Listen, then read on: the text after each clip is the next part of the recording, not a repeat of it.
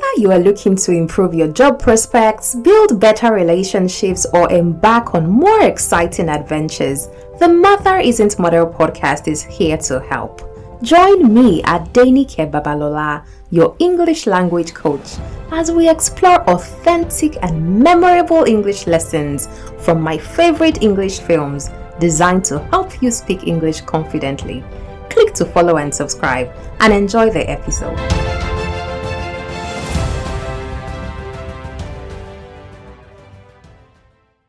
You know, I used a sperm donor because I wanted a baby, because I wanted a family, because Nana's not going to live forever and then it would just be me. Look, just go home, okay? I don't need you here. I need my pillow. I am Zoe and this is my backup plan. What is your backup plan? Are you learning English because you want to get a better job? Because you feel like where you are at right now is not what you need? Are you thinking about all your chances of making life more exciting for your family? Or perhaps you have friends and loved ones that want you to do more and are pushing you to do more, and all you need to achieve this is an ability in English that is excellent. Welcome to the Mother Isn't Mother podcast with me, Adenike Babalola. Today we're going to be learning 45 lessons from the film The Backup Plan. And this is one that I enjoyed because I have watched this film more than 5 times between 2016 and now. And recently when I saw the movie again, I initially did not know that I was going to bring out lessons from it. I'd gotten probably 30 minutes into it when I felt, hey, it looks like I can use this film on the podcast. So I welcome you to today's episode, and it is an absolute delight to be back with you today. Now, as I like to do, I'm going to give a shout out to my most active listeners in the top countries where you are listening from. I always feel very excited when I go through my stats and I see new cities, new countries. Thank you so much. Okay, so let's start from my own personal people, Nigeria. Thank you so much for tuning in. I am excited to always have you come back. Now we have Canada, the United States, Germany, South Korea, Japan, Indonesia, Bangladesh, the United Kingdom, France, Iran, Afghanistan, Italy, Cameroon, Kazakhstan, India, Colombia, Cote d'Ivoire, Taiwan, Australia, Nepal, Ukraine, Netherlands, Iraq, Vietnam, Saudi Arabia, Azerbaijan, and Armenia. Thank you so much. Some of the new cities include Berlin, Gangnam-gu in Seoul, Baghdad, Croydon, Guanakgu, also in Seoul. I'm sorry if I did not pronounce that correctly. Then you have Buffalo in New York, Greenfield in Massachusetts. Thank you so much for tuning in. I am excited to have you come back. So, I like to start with something that encourages us or that motivates us to believe that this journey of learning English is doable. It is possible. And I'm going to share the story of Simone Biles. Now, everybody is talking about how she's a legendary gymnast and everything. But we don't know, except, you read her story, that she also had some tough times. Before the, Tokyo 2020 Olympics, she had dealt with sexual abuse and, she had tried to suppress it and just be okay. But during the COVID pandemic, where her family was not there, it was just you playing indoors, there were very little things to do. It felt like those things came back. And so she dealt with mental health issues. So when she pulled out of that game, it was easy for people on social media to lambaste her and say a lot of negative things. I watched the Netflix series that chronicles her journey, and I felt it's very unfair how social media makes people powerful. But the truth is, at the recent games, she came and she showed herself. And she said on CNN that she did it for herself. She needed to prove to herself that she was still very, very good. Now, do you know what it means to have 37 Olympic and World Championship medals? In fact, I took note of some of the things she said. Did you know that, two of the moves that they perform in some gymnastic moves are named after her? Bios 1, Bios 2. She says, I keep on adding a flip, another twist. But this is just to show you that even the best of them have their worst moments. I don't know what you're dealing with right now. I don't know what makes this process difficult for you. But I want you to know one thing. It is doable. You just have to promise yourself that you would not give up. A total of 37 medals is huge. Very, very huge.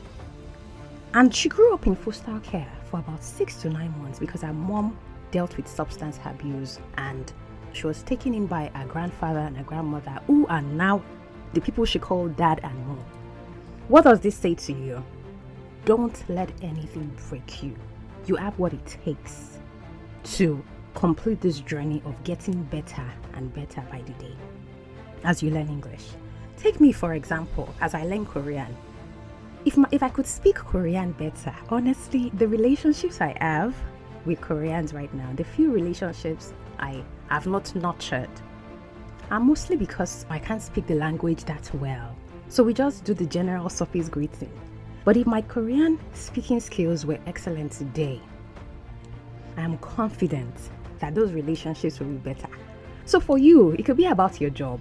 It could be about your relationships. I don't know what it is. It could be about your finances. But I want you to know that you will put in the work and you will do excellently. All right, so that is it for our episode Energizer. Now I'm going to share the summary of this film with you, and then we are going to talk about it. The backup plan stars Jennifer Lopez, and this story is quite interesting because you have somebody who is in her late 30s who is afraid of the fact that she might not find the right guy. She has dated a lot of guys and she can't find the right guy, and she's thinking, I want to have a family.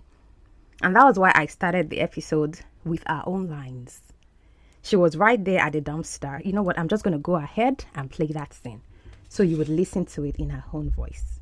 Sorry, then you'll be able to sleep. This has nothing to do with that stupid pillow. I'm not going to his house, okay? He walked away from me. No, you made him walk away. Oh, what do you know? You weren't even there. I've known you for 30 years. I know that you would never see this through. I know that you don't hurt people. You and your grandmother, Crazy Pants. She's been engaged to Arthur for how long now? She's never gonna marry him, just like you were never gonna stay with Stan. Okay, Mona. I mean, no wonder you got a sperm donor. He's the perfect boyfriend. He'll never let you down. Now, there's actually a lesson in this one. She's looking for a maternity pillow in the dumpster. And then a friend, Mona, who has known her for more than 30 years, is talking about the fact that she and this guy just broke up and she's supposed to go back to him and reconcile and all. But then Mona says the sperm donor, in quotes, will never let you down. Now, what do you mean when you say somebody will never let you down? It means that they will always be there for you. They won't give up on you. They would not disappoint you. That's just an introduction to what we're going to be doing today. Now, I want to show you something. We're doing 45 lessons today. 45. Now, if you have listened to previous episodes, you would say the first time we did 3. Then we moved on to 3 again. Then we went to 5 and then 15. Now, why 45? I realized that I have been giving you very tiny liquid in your cup. I want to make your cup full. I want to ensure that when you watch a movie, you can confidently say, I'm going to the Mother Isn't Mother podcast, so that I can use it as my dictionary to understand the things that I don't understand. Okay, so when you come to the podcast, the goal is for you to understand new vocabulary, correct pronunciation, idioms, and so many other expressions. And we are using the clips from the films to guide us so that you can do excellently. I'm going to run through the list of the 45 lessons, and you're going to have an idea of what we're doing today. So, we have 7 vocabulary and pronunciation. We have 5 slang. We have 7 expressions for different contexts. We have 18 idioms, 1 idiomatic expression, and then 7 phrasal verbs. All right. Now, the way we're doing it this time, normally or in previous episodes, what I have done is I would tell you the lesson and then would play the clip. But in this case, we have more than one lesson in some clips. So I'm going to switch the approach. I would play the clip and then I would talk about the lessons in them. All right. Don't forget that you can get these lessons on Medium as a blog post or on Pinterest as a pin. So let us get to it. Now I'm going to play the first clip and then we're going to talk about the lessons in there. All right? Keep breathing. Pump those arms. What'd you all eat last night? Hey, Arthur. Well, hello, my dear. Oh, no, don't get up. It's okay. I can't get up. Came to see my lovely fiancée? Yes. Oh, she's looking fine today, let me tell you. Just fine. Hey, sweetheart. Hey. Baby. Hey, I need to talk to you. Sure. Alone. Shirley, Don't worry about them. They can't hear anything anyway. I'm pregnant. What? I'm pregnant. How, what? I'm pregnant. I can't hear you, darling. Jesus, Judy. She's pregnant. Turn up your hearing aid. I'm confused. You said this is what you wanted. But this guy, he's special. Now the whole thing's gonna fall apart. What makes him so special? I don't know. He's very real and funny and different. I like him, Nana. What should I do? Zoe. You always get ahead of yourself. You barely know him. Spend some time with him. See what he's really like. So you find that in this scene, Zoe goes to see her grandma, Nana, and she says, I'm pregnant. And you know what was interesting about what I loved about this scene was the fact that the grandma just told Zoe that, all the other senior citizens could not hear her well, only for her to be the one to struggle to hear, I'm pregnant. No, but the point is, Zoe feels like she likes this guy, but there are just some buts. And the grandma says, you always get ahead of yourself. So the idiom here for you is to get ahead of yourself. When you say you get ahead of yourself, what are you saying? You mean that somebody is assuming things or you are moving too quickly. In Yoruba, my mother tongue, will say ombe. You are jumping, ombe. And this is just to say that normally you should take things one step at a time. You know that Jordan Sparks song, take one step at a time. There's no need to rush. It's like learning to fly or falling in love. That's the point. So in this exact scene, the grandma says, don't get ahead of yourself. She's saying, take your time to know the guy. Know what he's like. You might discover that you like him and you might discover that he's a bad person. So take your time. So when you say, don't get ahead of yourself, when you tell somebody don't get ahead of yourself, it's saying, just go one step at a time. Okay? So that's the lesson for in this first clip. Now I'm going to go ahead to play the next one. Okay? Let's go. I want to start a sustainable gourmet shop. Okay? Cheese, wine, bread, prepared foods, but everything local. Nothing from farther than 30 miles. So in this part, he has said, I want to start a sustainable gourmet shop. Do you know that I used to think that this word was gourmet? Just imagine, because it is spelled as Gourmet. So I believe that the T is not pronounced, it's silent. And this is what we usually have in French words, okay? So you have gourmet, okay? Gourmet. The first sound is a diphthong or, and then the second one is also a diphthong a. So you have gourmet shop, okay? And in fact, I did not even know that it was referring to equality. It is not, for me, I thought it was a kind of food, like the way you have wheat, barley, and the rest. I thought gourmet was something like that until I was preparing for this, lesson. And then I saw that it is a store that sells high quality, specialized food and drink. just as Stan used it in this scene. Now, what we have here is Zoe, the lead character, that's, the role that J-Lo plays, has gone to spend the weekend at this guy's, place. And this is like, he has his farm here. He's a cheese farmer. So she asked him, what are your plans for the future and everything? And he says, I want to have a sustainable gourmet shop where everything we sell there are from the farmers, the local farmers and everything. So when you see that word gourmet, don't be like me and assume that it is gourmet. It is not gourmet, it is gourmet. And the T at the end is silent. Okay? So there's another lesson in here. Let's proceed. That's a good idea. Thank you very much. I'm good at ideas. I'm just not good with follow-through. I wasn't good at marriage. I wasn't good at running a bed and breakfast. Thank God we didn't have kids. So he's talking about the fact that he was married before. He had been married before, and he said, I'm good at ideas, but I'm not good with follow-through. Okay? So the phrasal, what we have here is follow-through. And this just means, acting on what you should do. It means that you complete an action or you bring it to its conclusion. Okay? So when you say you follow through or, taking something to the end, what you're trying to say is you complete what you are doing or you complete what you are talking about. Okay, so let's listen further for the next thing he has to say. You don't want kids? I don't think so. Well, I don't know. For years, I never thought about the future. I just kind of lived in the moment.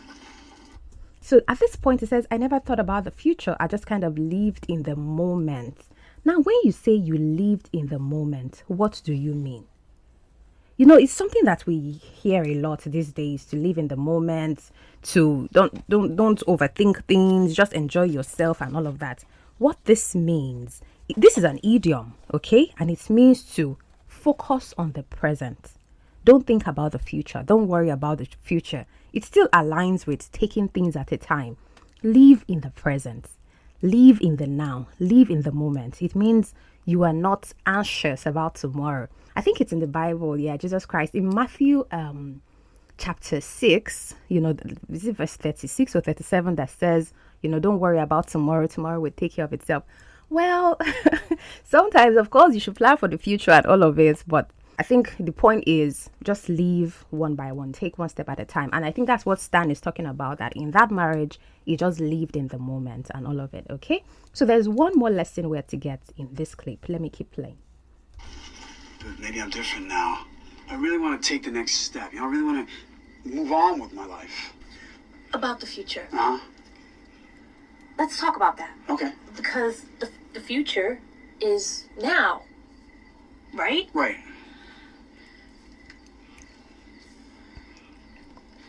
There's something that I need to tell you. Hold that thought. Come here.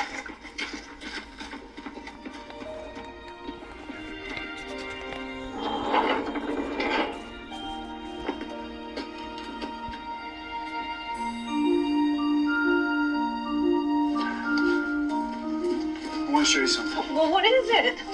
It's cheese. I can see that. No. It's new. I had this idea to use these two different types of goat's milk to come up with something really unique.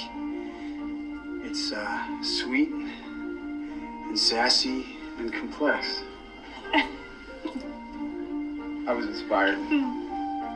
So what are you saying? I'm your cheese muse? Yeah. He is taking her into where he has all his cheese and the new product and everything, and he tells her about this new product that is called Zoe, named after her. And then she asks him, she says, so I'm your cheese muse. Now, what we're focusing on is muse. When you say somebody is your muse, you mean that they inspire you to do something. Okay? So do you have a mentor or a coach or a friend or even something like an object that is your muse? That thing triggers ideas in you. That thing causes you to be creative or to have a rush of ideas. So in this case, cheese muse is used as a slang to say, so I'm the inspiration behind this new cheese product that you have. Okay, so that is it for this lesson. Now let's move on to the next clip.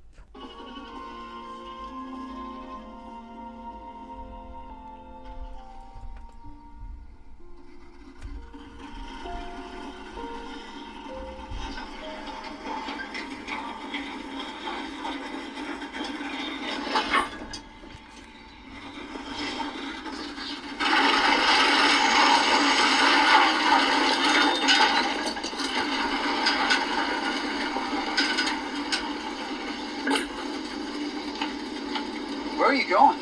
Just thought this would be easier. To just disappear at the crack of dawn. Don't I get a say? So there are a couple of lessons here. Now, in this particular scene, they spend the night together, and after the whole their sex experience and all, J-Lo says that is Zoe. Zoe says, I'm pregnant. Because this is something she wanted to tell him before they went in and saw the cheese and everything. And then she tells him, I'm pregnant. Now, remember that this is a woman in her late 30s who decides to get artificial insemination because she feels she wants a baby. She goes to the fertility clinic. She has frozen sperm inseminated. And she's happy that she's going to have a baby and all of that. And this guy was somebody she met just as she stepped out of the fertility clinic. Okay, so they met on that same day when she had the process done, and that was while she hailed a cab, and just as she got in from the right side, he got in from the left side, and both of them were like, excuse me, I called this cab first. And then when she asked the cab driver, who called you first? The cab driver raised up a newspaper that had the headline, Don't Ask Me.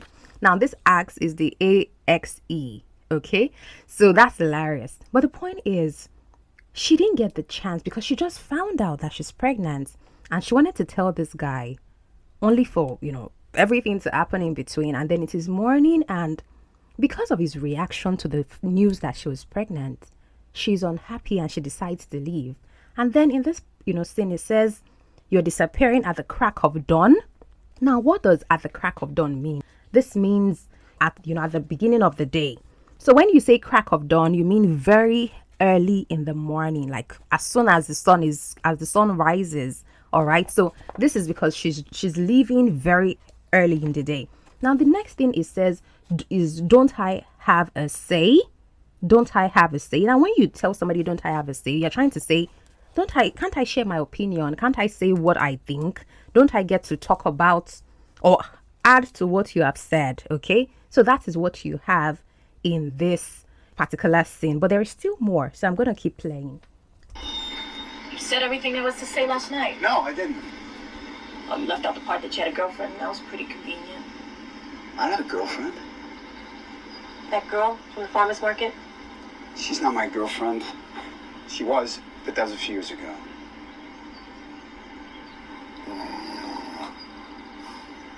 Olivia's in my class. We studied together. Study what? I'm a student. I'm still in school. I go at night. Why didn't you want to tell me? Because it's embarrassing. You're this incredibly accomplished person, and I didn't even finish college. I mean, I got this great life, but I'm barely passing economics, She's claiming that he had a girlfriend. There's this other girl at the farmer's market, Olivia. And then she's saying, why didn't you tell me you had a girlfriend? He says, I don't have a girlfriend. Yeah, Olivia was my girlfriend some years back, but she's not right now. And she's like, why are you not telling me this thing? He says, see, she's in my class. And we dated sometime before, but she's in my class. And she says, okay, what are you studying? And then he says, I go to school. I take classes at night. You're this successful pet store owner, and I'm just this guy who has barely passed economics. Now, the emphasis is the word economics. Okay, you pronounce it as economics. That's the UK pronunciation. And in US, you say economics. Okay, now, this just reminds me of high school. We used to say economics, econs. Those are the expressions we used back in high school because that's just the way it was sounded to us. But the correct pronunciation is economics, economics, economics. Okay, so let's proceed.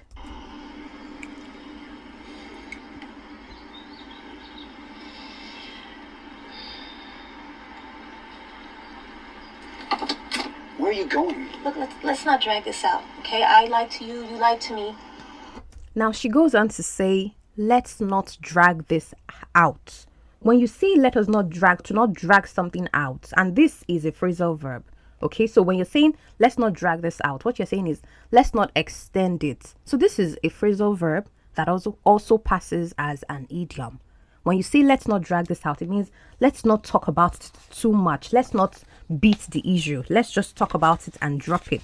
Okay, so in better terms, it means let's not prolong the issue unnecessarily. Let's just stop talking about it and let's move on. And this is Zoe saying, I just want to go. I lied to you about pregnancy, and then of course you lied to me. You didn't tell me the truth about you going to school. But this is just a temporary issue. We're going to find out what happens in other clips. Okay, let's proceed.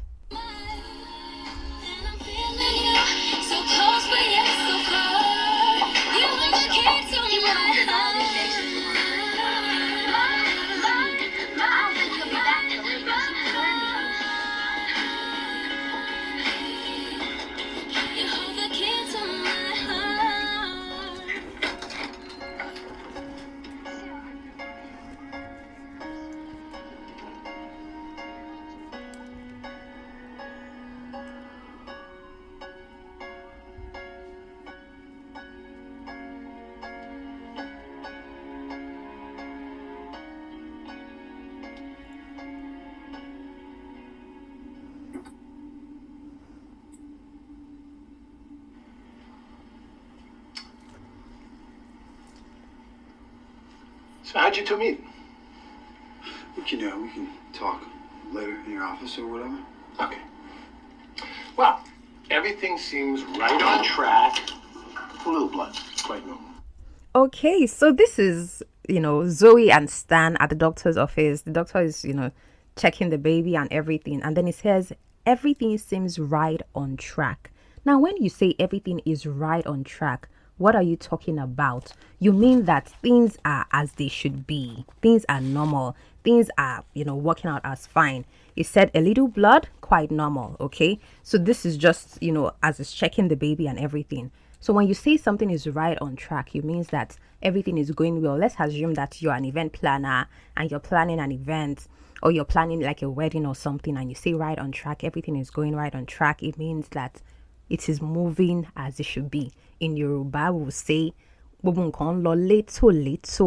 okay? So that's just to say that it is moving as expected, as it should be, okay? Now, there's a little more for us to get from this clip.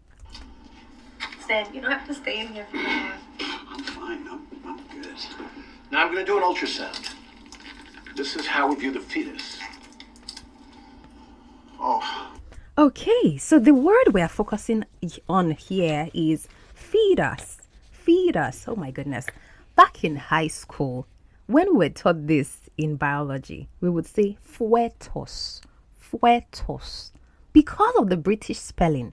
Now, this word fetus is, in the British English, or in the British spelling, you have Foetus, fetus. Okay, or that's what it looks like. But because of the presence of the O, we would say fetus. Fetus. But no, it is not fetus, it is fetus. Okay, so you have the same pronunciation both in the UK and the US English. Fetus. So it is spelled as Fetus in American English. But for British English, you would see the O before the E, as with most other words. Okay. Are you gonna leave now? Because this was more than you bargained for. It's more than I bargained for. Okay. Now, because he was shocked, in fact, he even fainted when he heard that they're having 2 babies. And initially he was shocked that, excuse me, you're pregnant. Okay.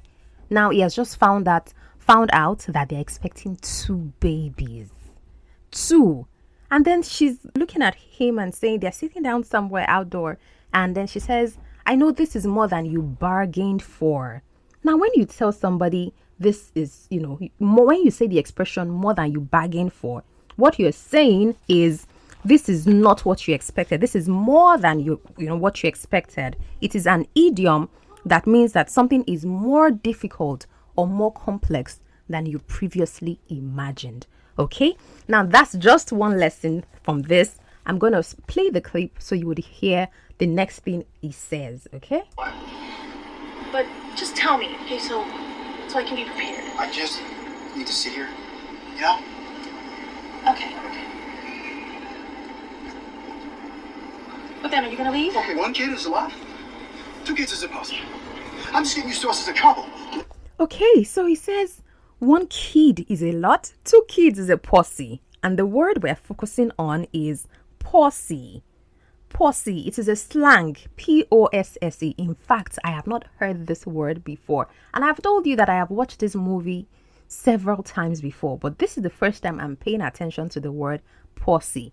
Now, imagine that you have the word possession and you take out the last, the SSION. So what you have is POSSE. That word is pronounced as posse. And it means that you have two kids, or you have a group. For example, I have two kids. Okay, so if you were going to ask Stan, it would say two kids is a posse. Okay, it means two kids is a group. You're referring to more than you can handle. That's what it means in this context, because he's shocked, he's surprised, he wasn't prepared for this and all of it. So the word in focus is posse, and it means a group of people. You can use it for friends and all. It's just that in this context, Stan uses it for the twins that they are expecting to say posse. Okay, so let's play on. Now all of a sudden you're having a posse.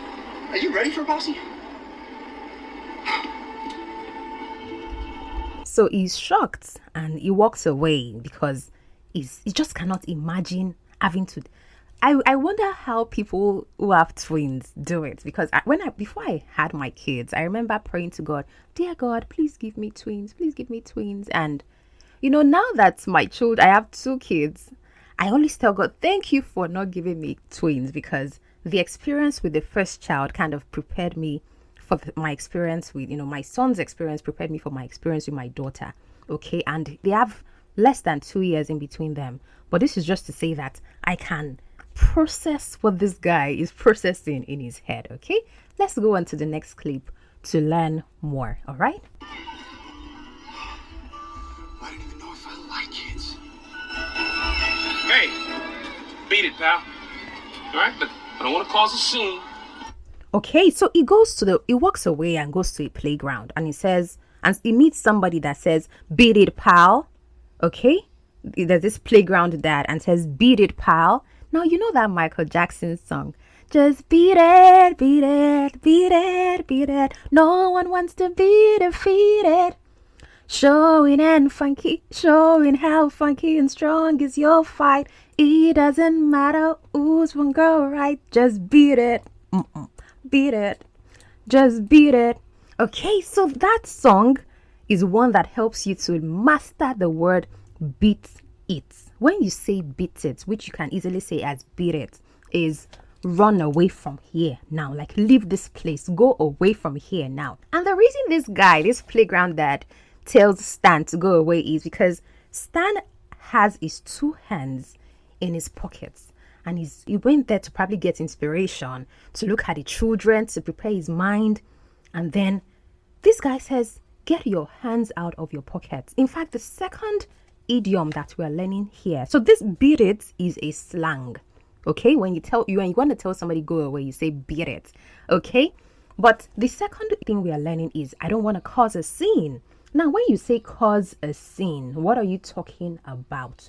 When you say cause a scene, you mean you don't want to draw attention, okay, to what is going on. You don't want to, get other people to be interested in what is happening. You don't want to cause people to pay attention to you. You don't want to make drama, okay? So you don't want to act in a way that everybody will be paying attention. For example, let's assume you have a bad experience outdoor. Maybe somebody does something upsetting to you or some form of harassment. You tell the person, stop what you're doing. I don't want to cause a scene. When you say you don't want to cause a scene, it means I don't want to draw attention to us right now. Just behave yourself well. Okay? So that's what this guy is saying. Get your hands out of your pocket, pervert. He thinks that there's something. And I think that's something I learned.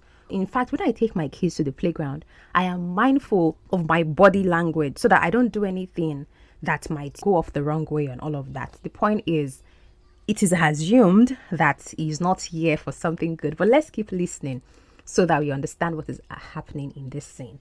But get your hands out of your pockets and get the hell out of here. Hold on, I'm talking to you because you're the only pervert with his hands in his pockets at a playground. I'm not a pervert. If you don't have kids, get lost. I have kids, okay? A week ago, I didn't even know she was pregnant, and now she's having twins. I just saw the ultrasound, the one that goes inside. Oh, I know what you mean. this happen?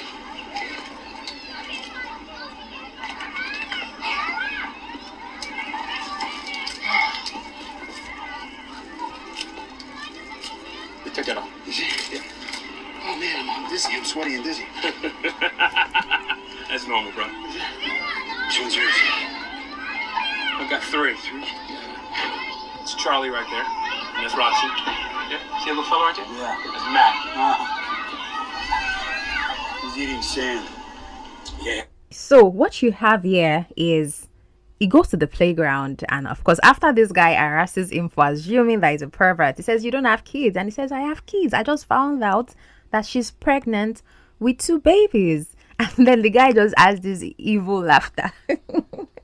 So this guy is Anthony Anderson, and I remember watching him from, I think, Big Mama's house, and it was just interesting to see how he eventually encourages the guy, because he says, see, I have 3 kids. But the point is, you got the lessons, beat it, and then cause a scene from this one. So now I'm going to proceed to the next clip so we can learn the lessons that we have in there, okay? Pregnant on the first try with frozen sperm is rare, but to get pregnant with twins, I mean, come on, that is unheard of. Okay. Oh. Okay, so now she has this, Zoe has this single mothers and proud group that she joined after the whole insemination thing.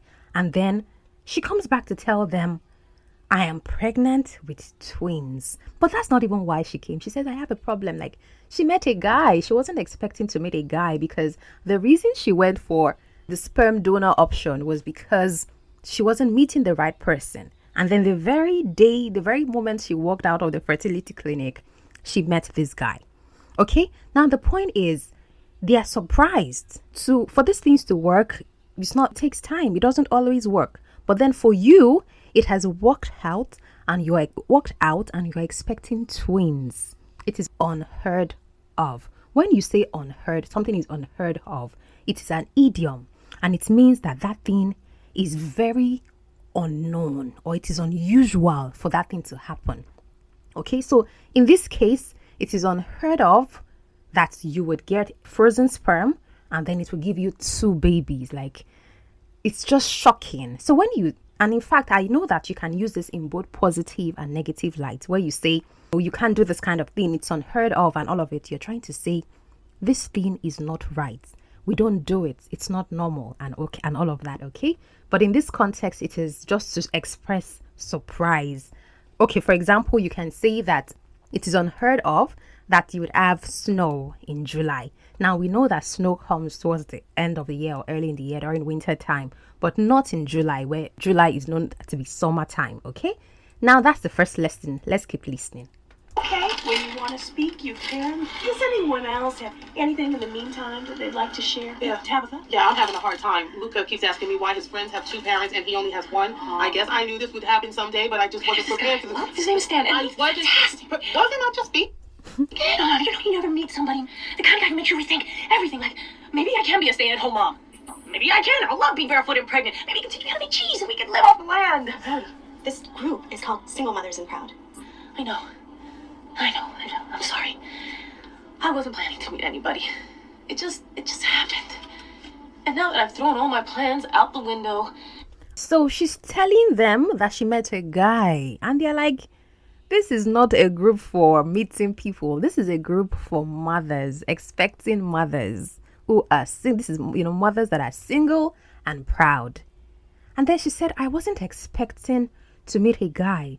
Now that I have thrown all my plans out the window. We are emphasizing the idiom, throw your plans out the window. What does this mean? It means that you have disregarded your plans. You have made plans and you have abandoned them. So for her, it was a case of, I have completely given up on meeting a guy.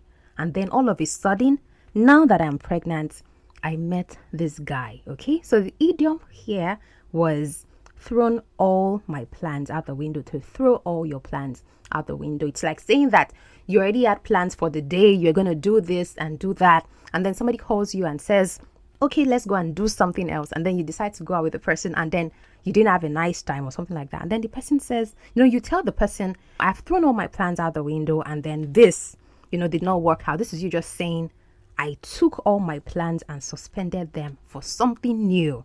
Okay, so that's what you have in this one. Now let's keep listening. There's still more for you. And really falling for this guy. I'm just afraid that he might not stay. What should I do?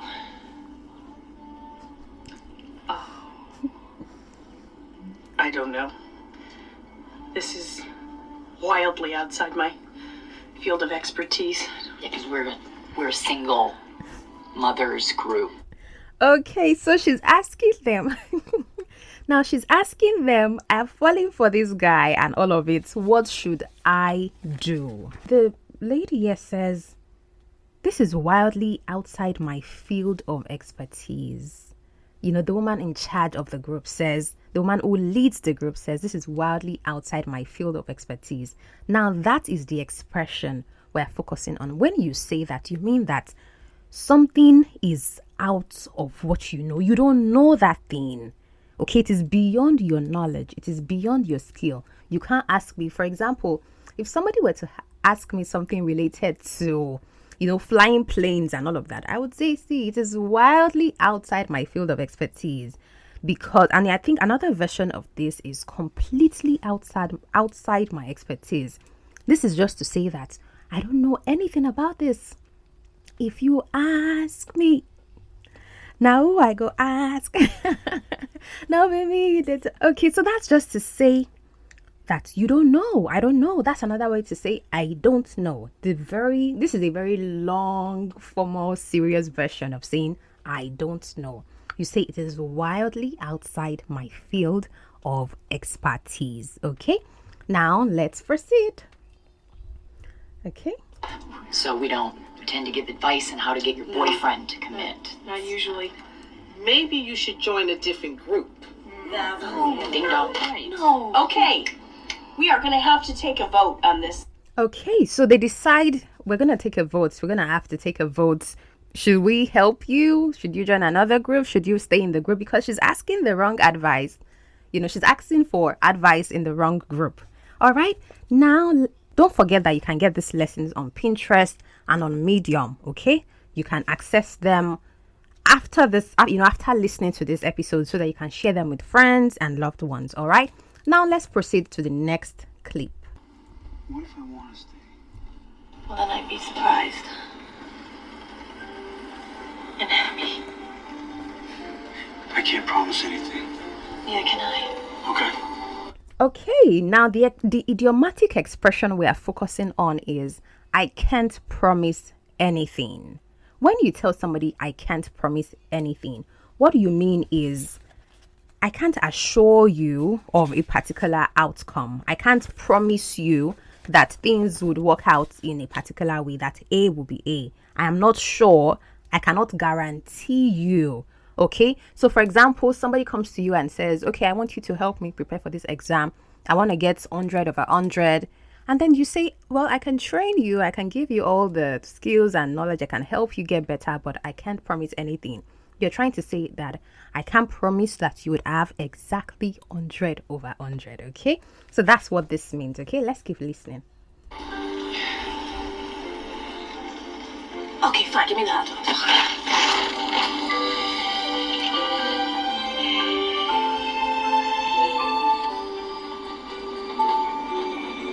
Harry and Hudson, feel free to run every red light. Got it. Here we go. Here we go. Okay, so that's it for that one. You learned the idiomatic expression, I can't promise anything. Do you have any questions so far? If you're listening on YouTube, don't forget to subscribe. If you're listening on Apple Podcasts or Spotify, wherever you are, please make sure you follow or you subscribe to the podcast. And of course, if you have comments or anything, please put them in the comments below and I would respond to them. Okay? So let's go on to the next clip.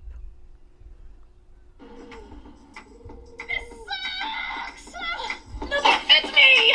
Please just let me wear sweats. Okay, so they are going for an event.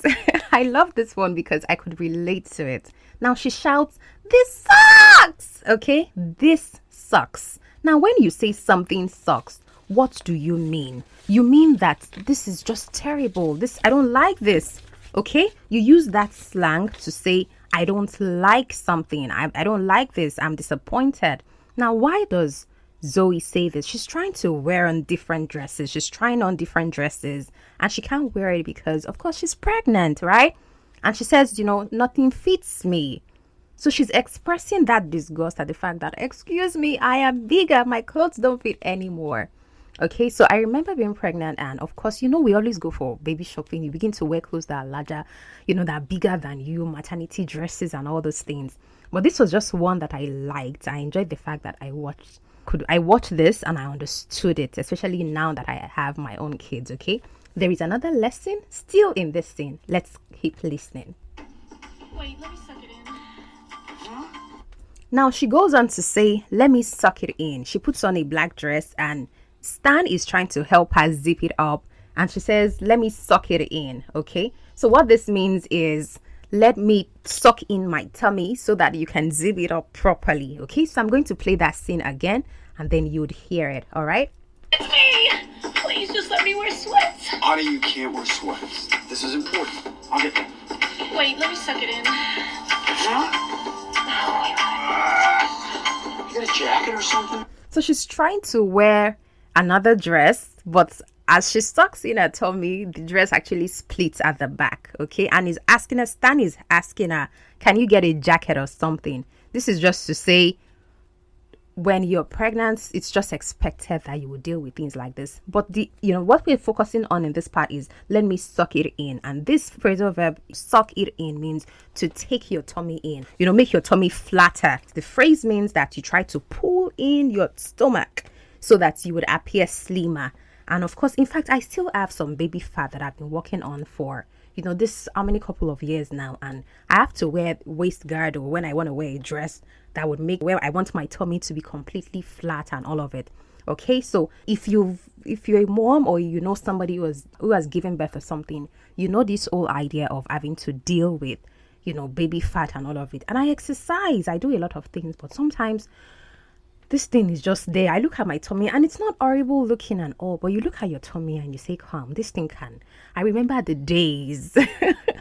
I remember the days when my tummy was flat, okay? But that's just by the way, all right? So let's proceed.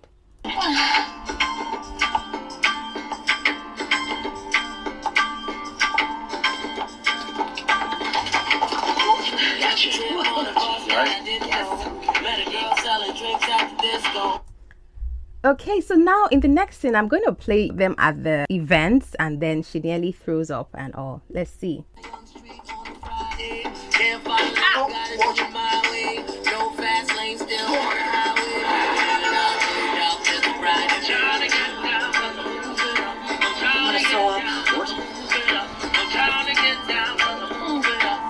So when they get to the party and everything, she says, she looks around, she sees crabs, she sees sea urchins and everything, and she says, I want to throw up. I want to throw up, okay? So when you say throw up, you mean you want to vomit. And that's the thing with pregnancy. It comes with nausea and everything. And when I was pregnant, I remember that I would chew gum, I would eat gari. They say gari is cassava flakes, and it's like it's the highlight of food in Nigeria. It's just one thing that you can't do without. So those are some of the things that would help you deal with nausea. But when you say throw up is a phrasal verb and it means to vomit. She's just disgusted by the crabs and all the food that she sees at the party, okay? And in fact, she actually runs to the bathroom to do exactly that, where as she bends to pick her lipstick that falls to the ground, her white dress splits open at the bum. Excuse me, that was just hilarious. But let's keep listening.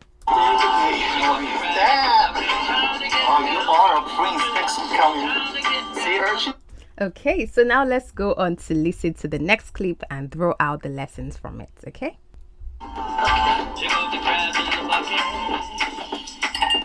Zoe?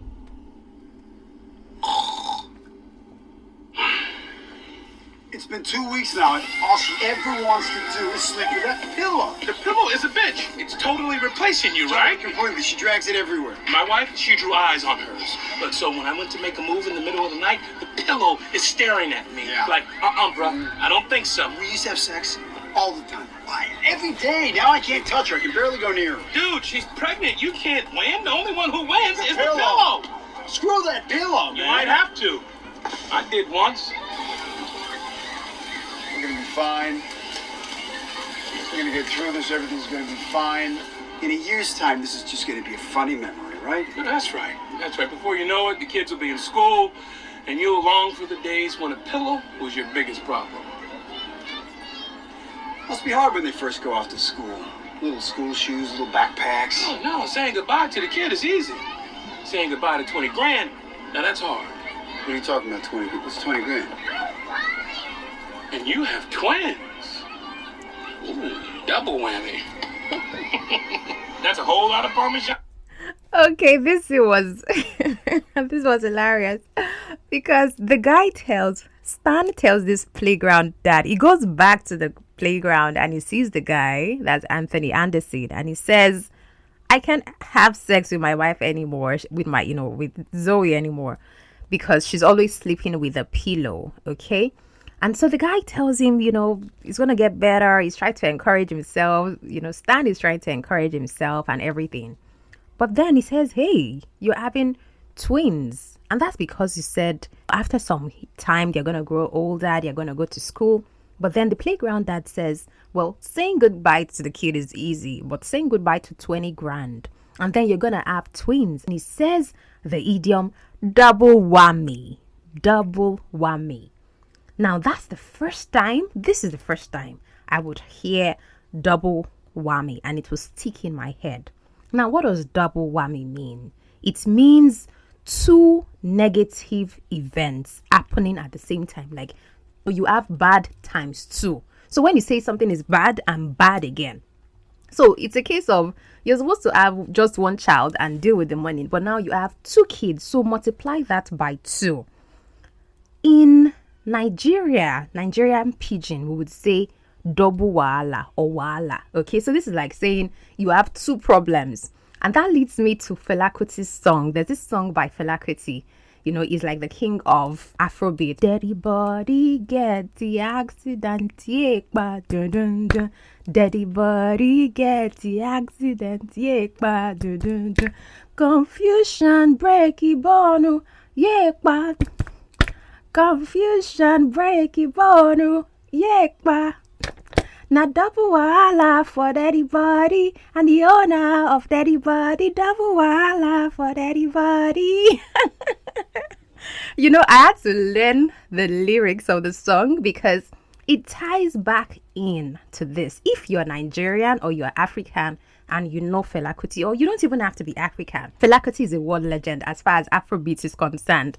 You know that when you hear double wahala, what you are saying is two problems, okay? And that just ties back in to this idiom double whammy.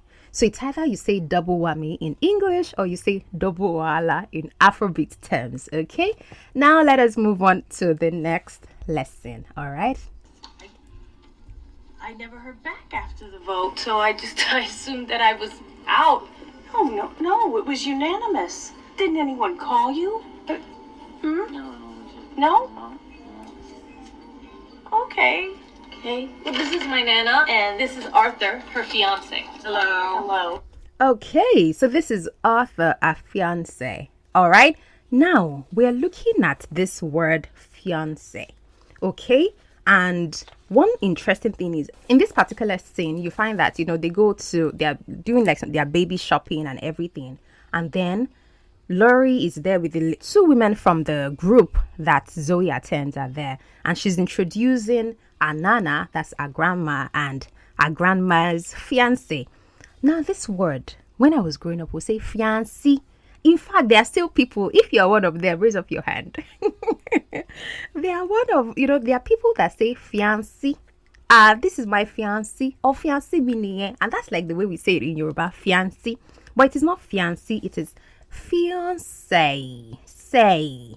fiancé. That CE with the mark on it is say, fiancé. So yeah, fiancé. In fact, in Korean, I checked what this word is, and then what you have is fiancé is called yakhonnam. Yakhonnam. Okay, that's what you have. And of course, the fiancé is the man that you're planning to get married to. Okay. In fact, the other version is also pronounced as fiancé, despite the fact that it has the EE. So the man is fiancé, the woman is fiancé. It's just that for the woman, the word has an extra E. And it's just confusing. But then, don't make the mistake of saying fiancé, which is like the Yoruba version of the, pronunciation of the word. It's not fiancé, it's fiancé. Okay? Now, there's another lesson for us to listen to here. Let's keep going. Nice to meet you. How you doing? So, when are you getting married? She's kept me waiting for 22 years, so I'm not holding my breath. Zoe, Okay, so they're asking, when are you getting married? And these are older people in their 70s and all. And the question is, so when are you two getting married? And he said, I'm not holding my breath. She has kept me waiting for 22 years and I'm not holding my breath. What does the idiom, mean? What does this idiom mean when you say don't hold your breath? Don't hold your breath. It means don't expect something to happen. Okay? Because now remember that idioms are expressions that they consist of words that don't mean exactly what they mean. Okay? So they don't mean exactly what you have in those words. Now, can you see your breath? You can't see your breath, so you can't hold it. Okay? So what we have here is don't expect something to happen. If she has kept me waiting for 22 years, then of course maybe we might not get married, right? So that's the second lesson from this clip. Let's keep going. Can I put you on the phone tree? Kind of want the whole group there when it happens. Thanks. That means a lot. Okay, well, happy shopping, and check out the strollers on aisle 6 because they're awesome. You find out that they had gone shopping, and of course it was good to see them. And Lori is the lady who's gonna have a baby soon, and she says, can I put you on the phone tree? I want everybody to be there when I give birth. And there's actually a scene, we're gonna watch that scene. You're gonna get the lesson from that one as well. But now let's go on to the next clip. Zoe?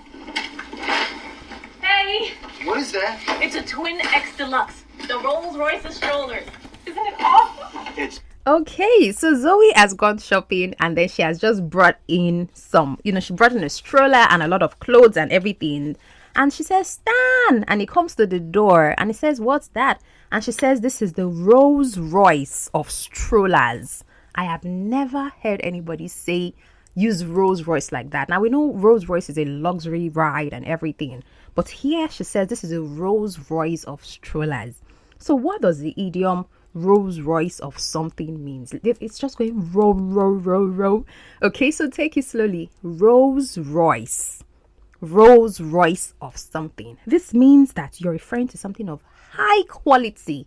It is premium. It is the highest standard. Is the highest version of something. Okay, so it means that this is the Rolls Royce of strollers. It's like the most, this is like the perfect or the highest, or the stroller with the best premium quality. Okay, now for example, I can say that my podcast is the Rolls Royce of podcasts for learning English through films. All right, so there is another lesson, more like how to deal with conflict. Let's listen to the other part of this and then we are going to learn it. Okay, big. It's supposed to fit through most doorways. I don't think so. Okay, let me just do something. Keep trying. There. Just hang on. It's got to have a thing here. Hang on. Ah, shit! Are you okay? It bit me. What the hell is going on here? You're supposed to get an outfit to bring the babies home in from the hospital. How many babies are you having? Well, I just got 2 of everything. Look, baby village people. How much money did you spend today? Where am I going to put all this shit anyway? Don't worry about it. It'll be okay. Yeah, I don't see how that's possible. I mean, you haven't even had the babies yet and everything's changed. You know what? There's a door, Stan. If you want to go, you can go. Stop. I hate it when you do that.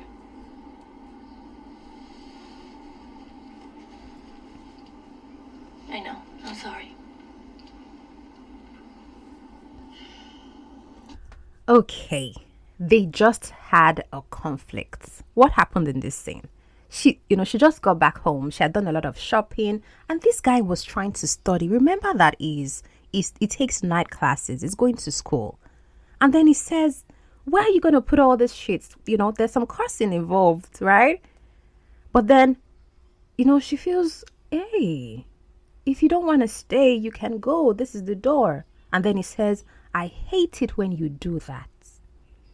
We're focusing on the expression, I hate it when you do that. What does this mean? This is an expression that you can use to tell somebody, I don't like it. I don't like it. For example, it's something I have taught my kids. I tell my daughter or tell my son, if you don't like something, you say, stop it. I don't like it. You don't have to get all upset and angry and cry and scream. Tell the person clearly, stop it. I don't like it. Now, in this scene, Stan is trying to tell Zoe, I don't like it when you tell me, just go, walk away, go, because she has been saying that. And this helps us to see that this is somebody who has trust issues. And later on, in future clips, you're going to learn why she has these issues with trusting people, trusting men. But then the expression he says is, I hate it when you do that. And so for you, if you have somebody who is in your life who does something you don't like, or maybe just a regular day and somebody does something, tell them, I hate it when you do that. Maybe you even have a friend who is always teasing you or making jest of you, or maybe they just mock something about you. The simple way to tell them to stop is, I hate it when you do that. They will get the message. And as soon as Stan told Zoe, I hate it when you do that, she understood immediately that she was wrong, and she said, I'm sorry. And this is just something that I love. Like, they resolved that conflict immediately. And that's the beauty of relationships. You don't have to carry over offenses. Whether you're married or you're in a relationship dating someone or something, you don't have to wait till tomorrow before you settle it. Try to settle in that moment if it's possible. Okay, there were so many lessons in here for me beyond just the expression. The fact that they addressed that problem immediately and she apologized, it's just beautiful. Okay, let's go on to the next clip to see what lessons we have. Okay, This is my old ass.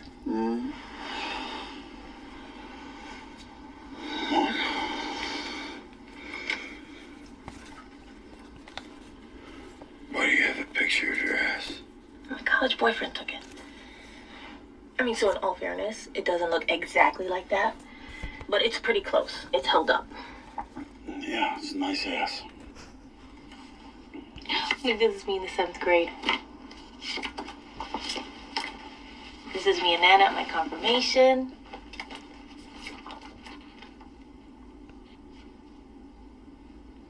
This is the last picture I have of my mom.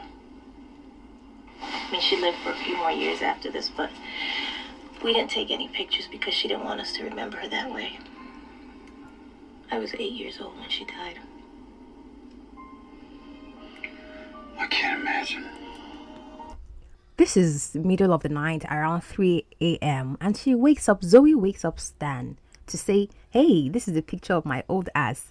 And before this, Stan had returned from school. He had exams. He had just returned, and looking at herself in the mirror, and she saw that she had grown bigger in that sense, and she was complaining about her bum looking different from what she used to know it to be. In this scene, she goes on to open her box. She shows him the picture of the old ass, but then she also shows him a picture of her grandma when she had her confirmation, and then a picture of her mom. She said her mom died when she was 8 years old. But she had a picture from when she was around 6 years old, and her mom was in a coma for about 2 years and more. And you know what Stan says? He says, I can't imagine. I can't imagine. Now, I want you to pay attention to this. I don't know, when you are with somebody and you're talking about something, the person is trying to tell you, I'm having a hard time, my work isn't going fine, things are going poorly and everything.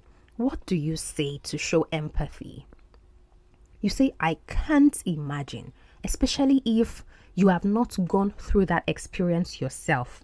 If it is something if you have not experienced maybe loss, you have not lost a loved one, you have not lost a job, you have not lost, I don't know. If you have not gone through those things, you cannot, you probably would say, I can't imagine, because you've not felt what they felt. For example, I know people that have lost their mom, and you can't imagine. I still have my mom. In fact, my mom, she's going to, have her birthday in the next 2 days. I'm recording this on August 16th, and my mom's birthday is August 18th. Now, for someone who has lost their mom, the best I can say is I can't imagine. That's one way I can show empathy. So when you're showing empathy to somebody who has lost a loved one, you say, I can't imagine how you're going through right now. This is how you help them know that you feel the pain, you feel their loss, and you're ready to be there for them. I remember listening to Oprah Winfrey's, to an episode on our podcast lately where Daniel Goleman was saying, to truly show empathy for people, you need to pay attention so that you can show compassion. So in this scene, Stan is saying, I can't imagine. She lost her mom when she was 8. That's a very young age. Now, but there's also the version where you say, I can imagine.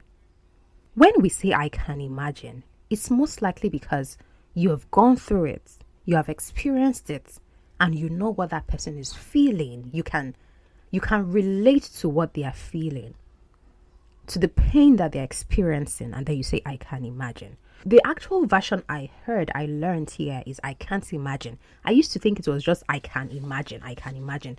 But there's actually that version of I can't imagine, which shows that you have not been through it yourself, but you can feel their pain and you're ready to be there with them, okay? Now, there are more lessons in this scene. Let's keep listening. She had this great laugh and really soft hands. She used to rub my back before I went to sleep.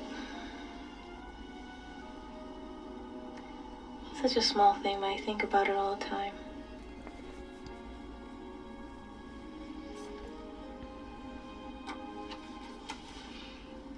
Why don't you ever talk about your dad? She was in a coma for 2 years after this. He didn't stick around. Oh, God, Zoe. Okay, now Stan goes on to ask her, why don't you ever talk about your dad? And she says she was in a coma for 2 years after this, and he didn't stick around. Now, stick around is a phrasal verb. Now, when you say somebody didn't stick around, it means they did not stay for a long time. Our dad did not stay for a long time. He did not stay. He left. So imagine a mom being sick, and then a father leaving, and then a mom dying at age 8. She lost her mom when she was age 8. It's unimaginable. It's the wrong way for any child to grow up. Not have their dad, not have their mom. Now imagine what life would be like growing up for this kind of child. And for Zoe, she grew up with her grandma, Nana. Okay? It's something that I think about and I say, you don't know people's story. You don't know, it's easy for people to look at somebody who is a single parent and say, they did this, they did that. But we cannot judge other people. You don't know why that thing happened. You don't know, when you say somebody doesn't have their mom or their dad, you don't know what you're going through. You don't know their experiences. And so the best we can show is compassion. Let's not be quick to judge people. Let's not look at people and say it's supposed to be 1 + 1. And if it's not 1 + 1, then, if 1 + 1 is not 2, then we don't know what it is. Let's be kind to people. Let's show compassion. And then there's still something more, one more lesson in this same scene. I'm going to play the clip and you're going to learn it. I'm so sorry. No big deal. It was an important lesson for me. That's when I realized that nothing lasts forever. So now you know everything.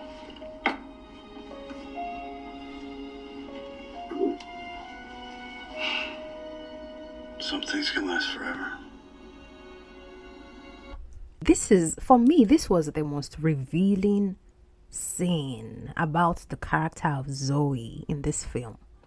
Because you see that She shares her story through pictures. I'm somebody who takes a lot of pictures. And when I go through my phone, I see where I came from. I see where I am now. I'm very grateful to God and I acknowledge my growth. Now, this scene shows us that Zoe was somebody who lost her mom when she was 8. Her father left while her mom was still sick. She grew up with her grandmom and she learned the lesson that nothing lasts forever. When you say the idiom nothing lasts forever, which is is a popular one, it means that everything is temporary. But in as much as it is true that nothing lasts forever, some things last forever. You can meet wonderful people. You can get a better job. For example, let's assume, now remember that the title of this film is The Backup Plan. And in Nigerian terms, we would say jakpa. Okay? You want to jakpa. So they're always talking about jakpa. Now, imagine that somebody tells you nothing lasts forever because you're planning to travel abroad or something. You should not be discouraged because you can actually get a good opportunity, a good job that will allow you to earn more money, earn a better salary, have a better life with your family. That can last forever. Something good can happen. So it's unfortunate that having this type of traumas at the start of life can make people believe the wrong things that it can eventually affect their future. And so we cannot judge people. You don't know why somebody believes what they believe. You don't know why people have the experiences that they have. What you can do is be understanding. And in this scene, do you know what Stan tells Zoe? Some things can last forever. Things like love, friendship, family, people that truly treasure you, the right experiences and opportunities in life. I believe in being optimistic and positive about life. And so this is just me encouraging you to say, that thing that you're going for, that thing that you're aiming for can last forever. Don't let anybody or anything discourage you. Okay, now let's move on to the next clip to get the lessons in that one.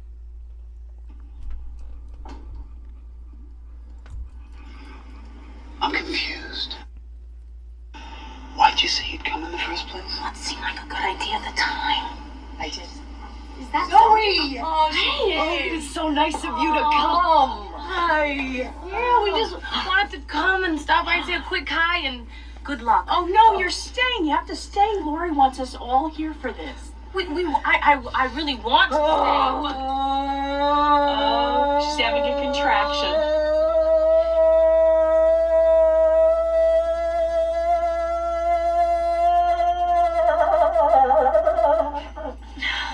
Oh, okay. So, what were you saying? This is Stan. Oh, of Hi. course. Hi. Congratulations. Oh, thank you. Hey, you two should get in here. Oh, no. No. This Oh, is your special no. movie. Oh, God, I'm not shy. Come on, I've been through Zoe? before. I am not shy, Zoe. It is really quite beautiful.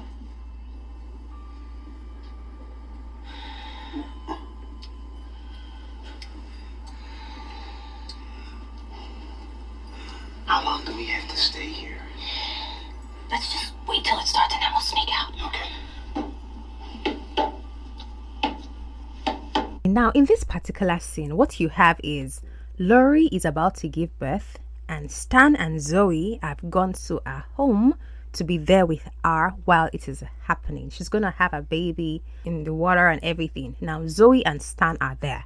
Now, you're going to learn one phrase. The phrase focal point.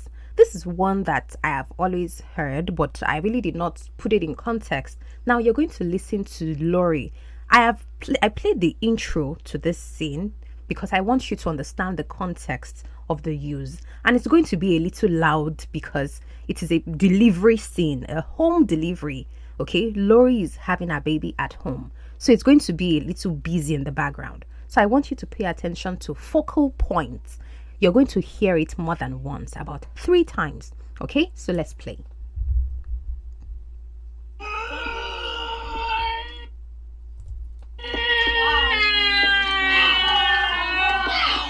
You know, isn't it amazing how the human body body can just open up like that. I think I'm gonna go get a little air. I'm feeling a little. No, Zoe. Don't you move, Zoe. You're my focal point. Oh, God. Oh, God. Oh, God. Push me.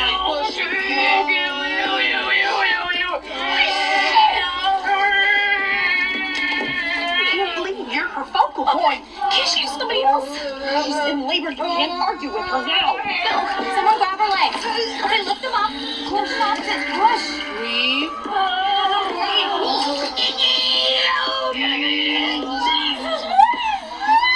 Perfectly natural. Sometimes the bowels just release.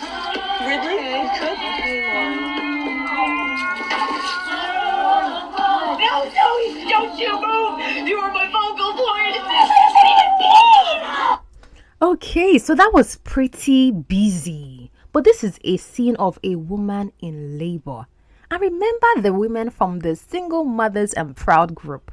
They are all here. They are pushing with Lori.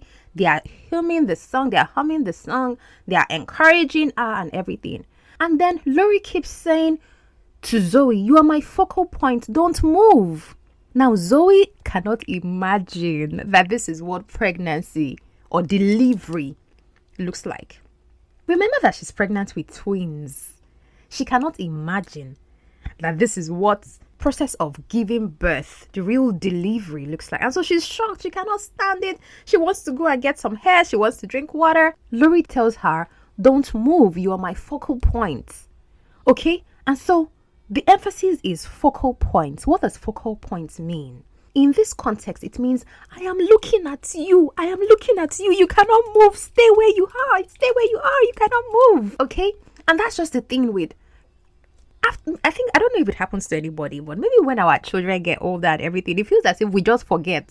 I read a post on LinkedIn where somebody talked about forgetfulness. We tend to just forget all the things we went through when we gave birth and everything.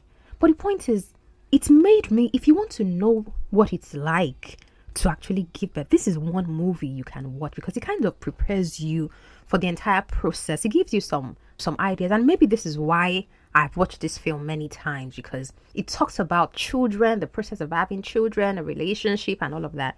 And mind you, I enjoy romantic comedies because these stories are light. If you have listened to previous episodes, Spanglish, Mr. Deeds, The Intern, you find that the goal is to make the story light-hearted.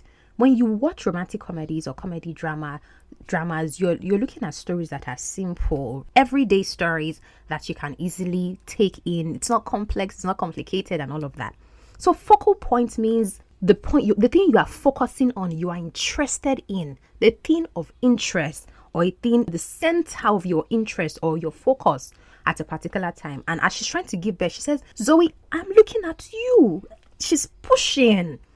So it's like, you can't leave. You are the thing I am focusing on as I try to push. Okay? So that is it for this clip. Let's move on to the next one. Hey, I was just coming by to see if you were okay. I was worried about you after the exam.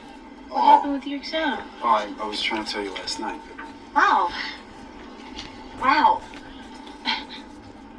What happened? I walked out of the exam. Why? I'm quitting school. I can't believe you're pregnant. Why are you quitting school? Because if I stay in school, I can only work part-time. And if I can only work part-time, I can afford all our expenses. I need to work, honey. I had no idea it was this serious. You're having a baby? Okay, now this is after Lori has given birth. This is morning time. And Zoe and Stan walk to the farmer's market. Okay, remember that he's a farmer, he's a cheese farmer and he has a store here. He has his own stand. And then the girl, the farmer, the muffin girl, there's this girl, the Olivia, the girl who he attends school with, comes and she sees them and she says, hey, you're pregnant. I didn't know. And the particular expression she uses is, I had no idea it was this serious. This is an expression you can use when you're trying to show somebody that you're surprised. You did not know the extent of something, or something is more than you thought it was. When you realize that something was, for example, there's a problem somewhere, maybe there's a stain on your shirt and you think it's a small stain, and then you go and you do a video and all of that, you say something, I had no idea it was this serious. It means you didn't know it was a major stain. That's just a light example. But in this case, Olivia is saying, I had no idea you had been dating for so long, because now you're pregnant, like quarter to giving birth, right? So that's one expression you can use when you want to express surprise at the fact that you thought something was small, but it's actually bigger than it actually is. Okay, so let's proceed. I didn't know you'd been together that long. Well, yeah, they're not mine, but yes, we're having a baby. They're going to have another conflict now, but I'm just going to play the next scene and you'll get it, okay? Really? After everything we've been through, you think I don't want kids? You really think that? That's what you just said. It's not what I just said. It's what you just heard. There's a big difference. I don't think you're ready for this. Now that it's all happening, now that you've seen a woman push a baby out, now it's all too real for you, and you're scared. Damn right, I'm scared. Yeah. Aren't you scared? You know what I'm scared of? I'm scared that I'm gonna have these babies, and then you're gonna walk away. You're gonna say, they're not mine, and just walk away. Yeah, well, every day you're looking for some kind of hint that I'm leaving, no matter how many times I tell you that I'm not. I don't know what else to do. What else am I supposed to do?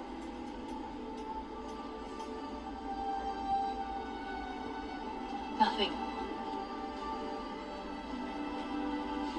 So what are you saying? Just go now. I don't want to go. Go. This is crazy, Zoe. It's crazy. If you don't go, I'll go.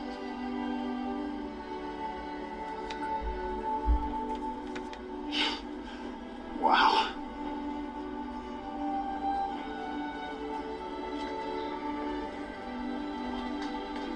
You know what? Just so you know, when you do the autopsy here, you better realize you have no one to blame but yourself. They just had a kind of a big fight in the farmer's market. So because of this Olivia girl, it's a confusion. Stan did not mean to say something. He said, yeah, I'm having a baby, but they are not mine. That was a very expensive expression. And I would have felt exactly the way Zoe felt. Like, how would you say they are not mine? How would you admit to somebody out there that the babies are not yours? And so Zoe was furious. And she says, so this is what this is about. It's not about the money. You're not just worried about your finances. It's really the fact that they are not yours. And then Stan is trying to explain himself. I'm sorry, I didn't mean it that way. I'm just saying, so much is going on. I just saw this person have a baby. That's Laurie, who he calls Orcar. And then Zoe is not hearing anything anymore. She's not listening. She's angry. And she says, you know what? If you want to walk away, walk away. And the guy says, no, I don't want to walk away. I'm here. You're always trying to tell me that I want to walk away. I should go away and all of that. And can you see that this is really about trust issues? She's afraid that everybody will not stick around, just as her father did when her mom was sick. So for Zoe, we see the problem. She's always sensing that it's probably not going to stay. It's probably not going to stay.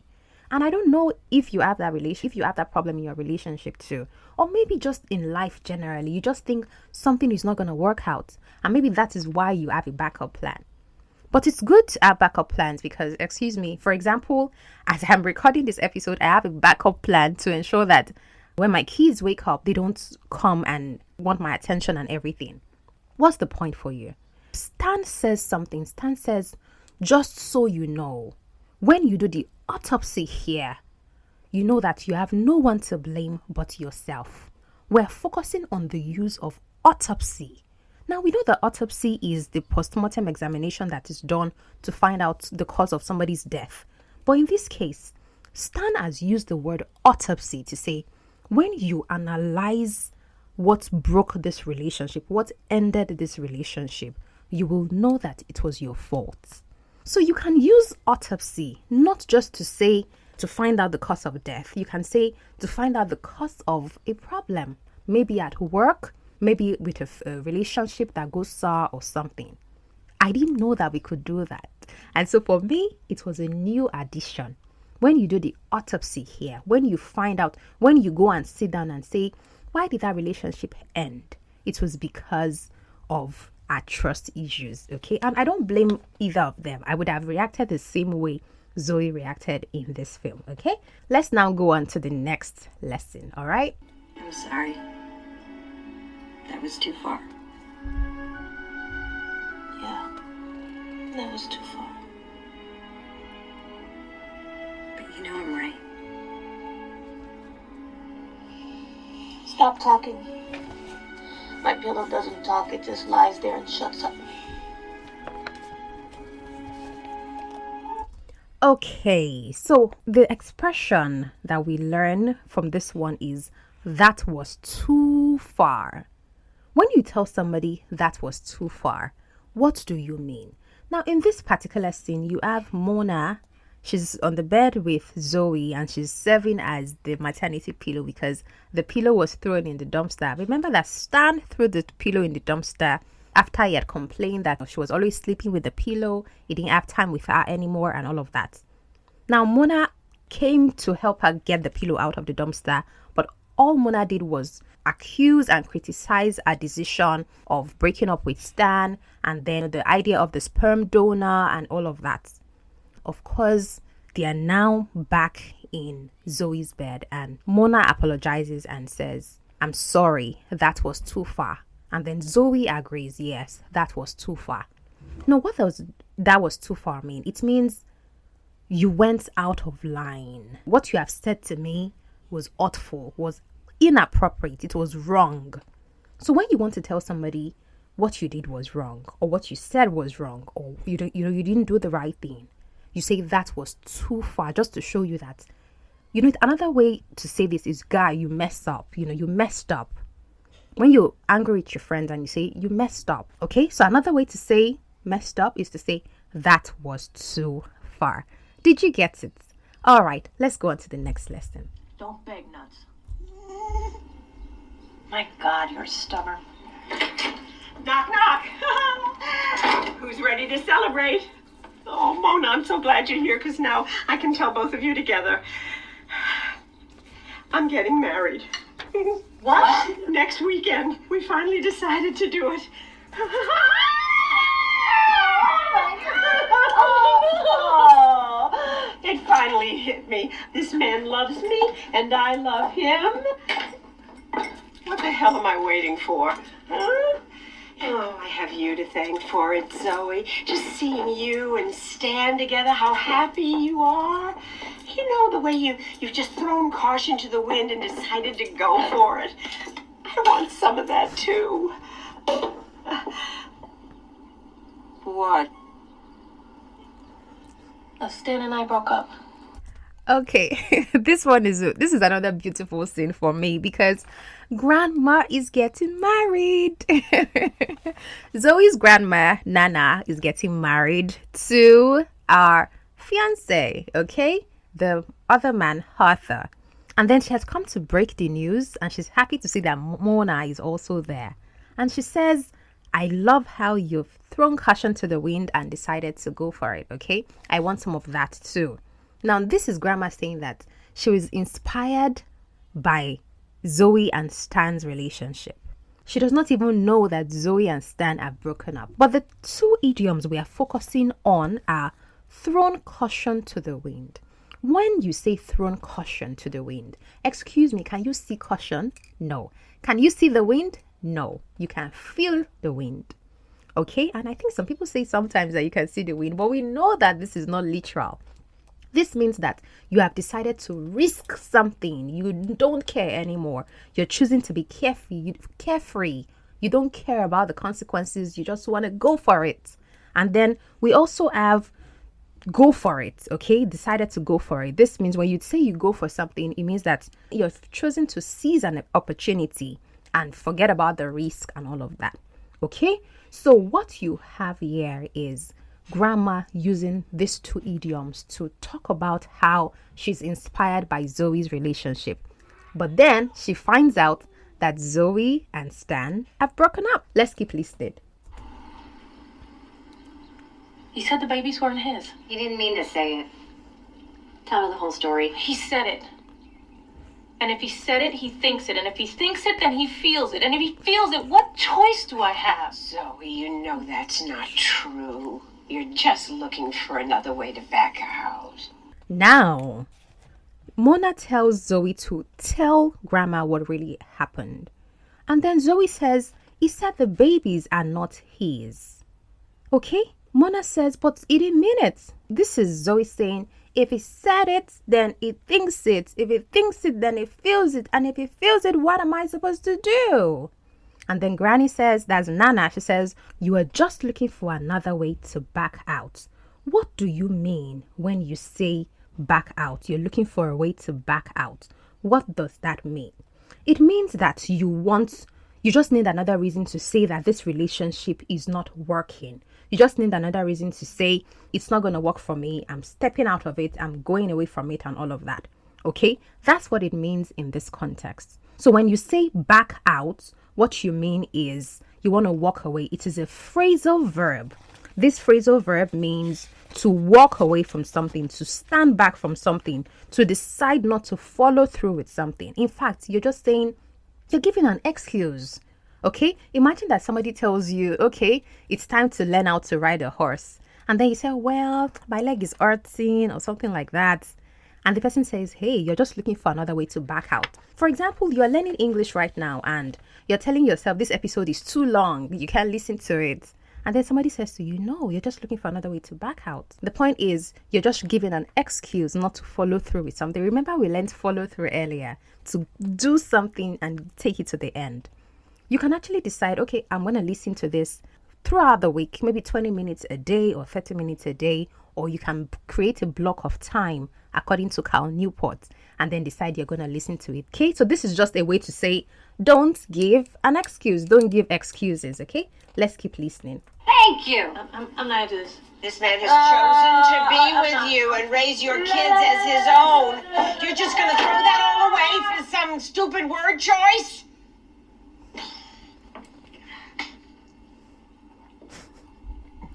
So what you have is Zoe is not listening to her grandma and she's not listening to Mona. This guy did not mean what he said. It was a stupid word choice. He did not mean it. But Zoe is not listening. She's angry. She's mad. Okay? Now let's go on to the next clip. Look at you. Oh, look at you.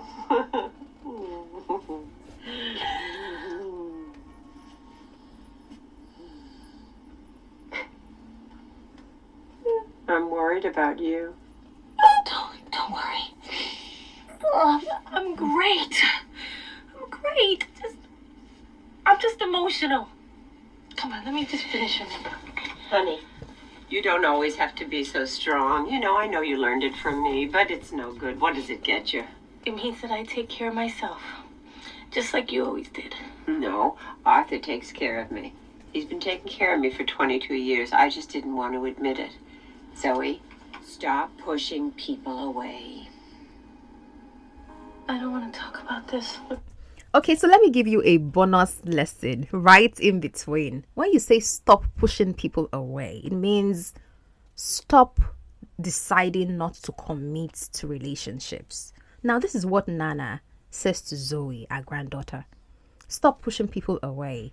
And this is because, this is Grandma's wedding day. She's getting married to Arthur in less than an hour. And then she tells Zoe, stop pushing people away. Don't be afraid to trust people. That's what it means. Okay? So when you push people away, it is an idiom because it is not literal. You are not actually saying, wait. You're not pushing with your hands. You're not pushing them away.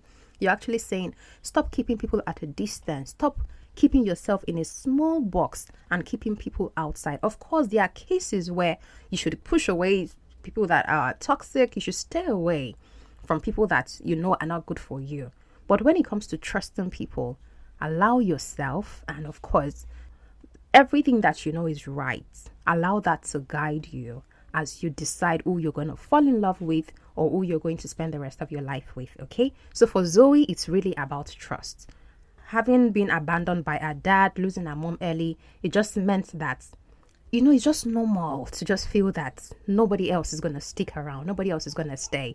But this is just Grandma telling Zoe to stop pushing people away. And me telling you to stop pushing people away, depending on how it applies to you. Okay, let's keep listening. Okay, listen to me. Zoe, you will never have a healthy relationship with Stan or any man if you don't. You have to learn to trust people. Hmm?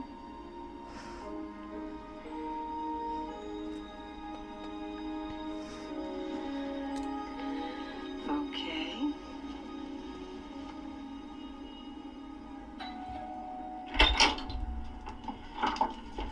Now, that was a moment of healing, if I can say it. You know, when you have a conversation with somebody and after speaking with them, you just find that it feels like that person sees your soul and the person has spoken the exact words that help you to know that, see, I see you, I know you. And for Grandma to be able to admit to Zoe, just as Mona did, it's just that Mona was a bit critical. And you know, when you have that friend, and I loved the character of Mona because she was real, she was sarcastic. She just had this vibe of, see, I'm going to push you to just either do the right thing or not make a mistake. But then this particular scene was one where our grandmother helped her to address the real issue. It was about trust, and you have to admit it. So the entire idea of the sperm donor was not just because she wasn't finding the right guy. It really was because of the kind of childhood that she had, a father who left, a mom that died, and then the fact that she just can't trust people. She doesn't know if they're gonna stay. Okay, so let's go on to the next lesson. We're wrapping up gradually.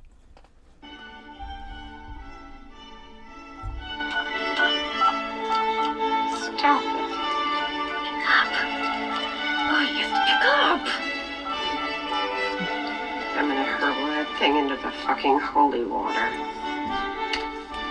I see skies of blue, clouds of white, bright, blessed days, dark, sacred nights, and I think to myself, what a wonderful world. Okay, so you know this song, right? What a Wonderful World. And the word we are focusing on is sacred. Sacred. Sacred. Now, because the word is spelled as S-A-C-R-E-D, I admit that I used to pronounce this word as sacred. Are you like me? Do you say sacred? Because it looks like we have the two words, sac and red, together. But it is not sacred, it is sacred. Say it with me. Sacred. In Korean, this is called Shinseonghan. Shinseonghan. Okay? It is pure. You mean it's just like what we use with God. Our God is a sacred God, is a holy God, and all of that. Okay? Or you say the temple, the church is sacred. Or you have, a place where you go to worship and you say it is sacred. So let us repent and begin to say the right thing. It is not sacred. We're not combining sack and red together. It's not about the color red and it's not about sack. It's about something being holy and purified and dedicated.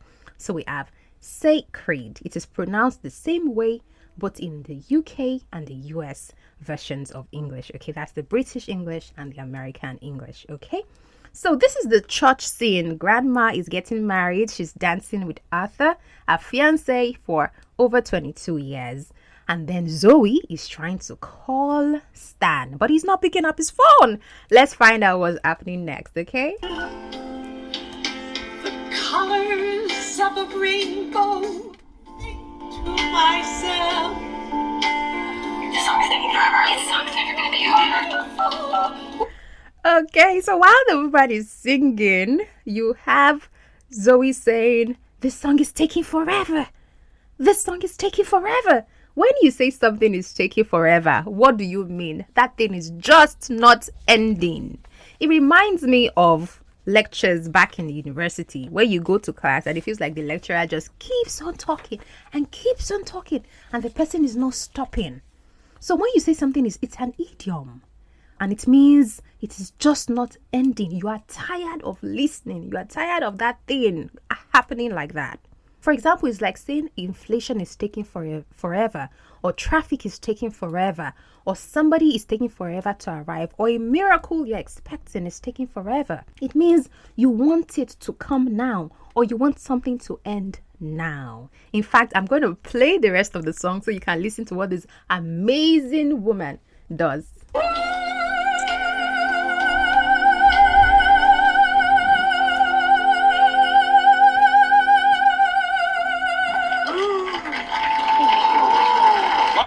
Did you hear that? Everybody was surprised. Everybody, children even, were surprised. Like, okay, so imagine a song that's taking forever because Zoe wants to go and see Stan. She wants to go and make it right with him. Okay, so let's keep listening. There's another one for us. What time is it, Jerry Brook? That's right, it's conga time. Everybody, get out there and check those titanium hips. Listen, Gage, you can talk after 2 seconds. Just what? Thinking about gotta go. Come on, we have to go.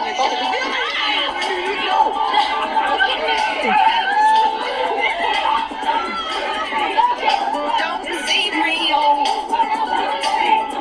She drives me. Get me out of here. Can't find any exit signs behind the purple flowers. Who knew the Congo was this much fun? She drives me crazy, and I can't help myself. we're in the mall of a sudden. Oh, shit. Why is the floor wet? Damn it, not again. No, not me. It was me. Not me. Nope. I think my water just broke. Oh! Baby time!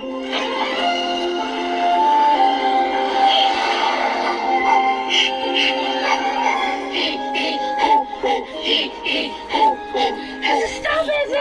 Oh, well, what can we do for you, darling? This dress is tight. I can do it if you just won't let me. I'm just gonna grab the strap. Fingernail! Can we make a pit stop?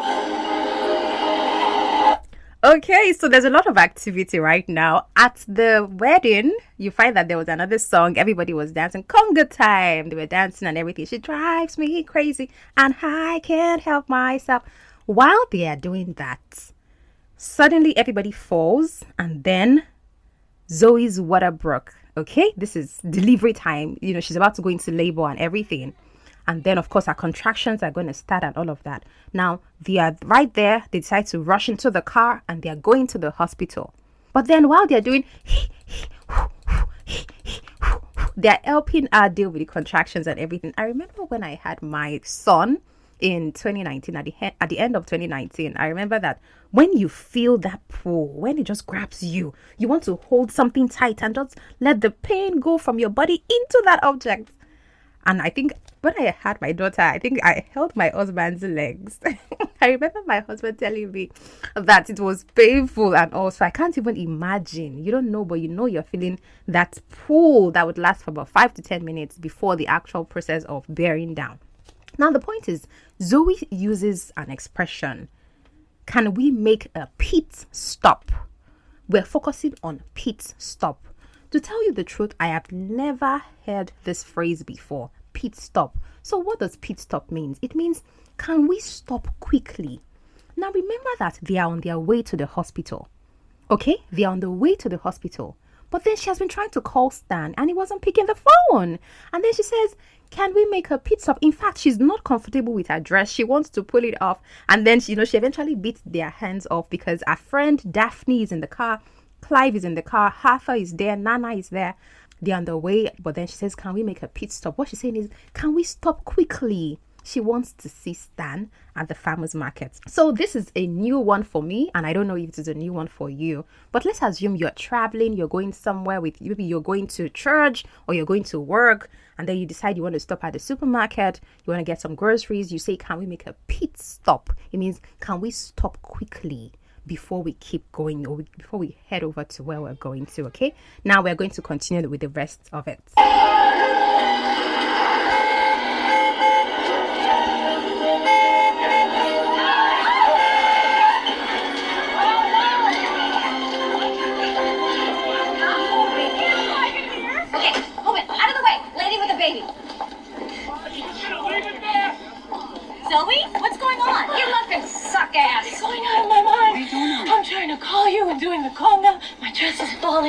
When they say labor is painful, they're not kidding. It really hurts. You're in labor? But the stroller came in. It's so beautiful. Oh, God. That hurts. God. Why didn't you pick up your phone? I called you 100 times. I wanted you at the wedding. What wedding? It was so beautiful. And then it wasn't. So people slipping everywhere. Oh, God, I hope nobody got hurt. Okay, you're not making any sense. No, that's just it. Everything makes sense. All of a sudden, everything is just so crystal clear.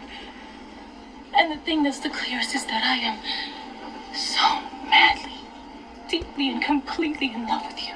So this is where she comes to the farmer's market to see Stan, and she's seen a lot of things. Remember that she's in labor. And so instead of her to just go straight to the point, she's giving him gist. I wanted you at the wedding. I called you 100 times, blah, blah, blah. And then she says, and then he says, everything you're saying doesn't make sense. And she says, it's all so crystal clear. All of a sudden, everything is so crystal clear. What does crystal clear mean? Crystal clear is an idiom, okay? It's an idiom. In Korean, you say gyeoljong. Gyeoljong. This refers to something that you can see clearly. Like you now understand. She now understands that he has always loved her. It was there to stay. It was real. It was never gonna go away. Because of course she saw the stroller. He went to the store and got a custom lady to get a stroller for the babies, twin babies, right? And all of that. So she saw the stroller and she felt, come, this guy was never gonna leave. He really, really loves me. And then that's what she's saying here and all of that. And remember that she's in labor, but she had just come to fix the relationship and be sure that everything is right. Okay, so let's keep on listening.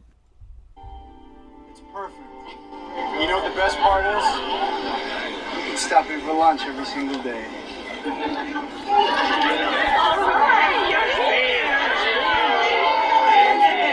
Okay, thank you. Wow. Thank you all for coming. This has been a dream for me for a long time. And I need to thank one person for giving me the courage to do it. To Zoe. From the moment you stole my cab. From the day you dissed me at the farmer's market. I have been totally and completely under your spell. Okay, so this is...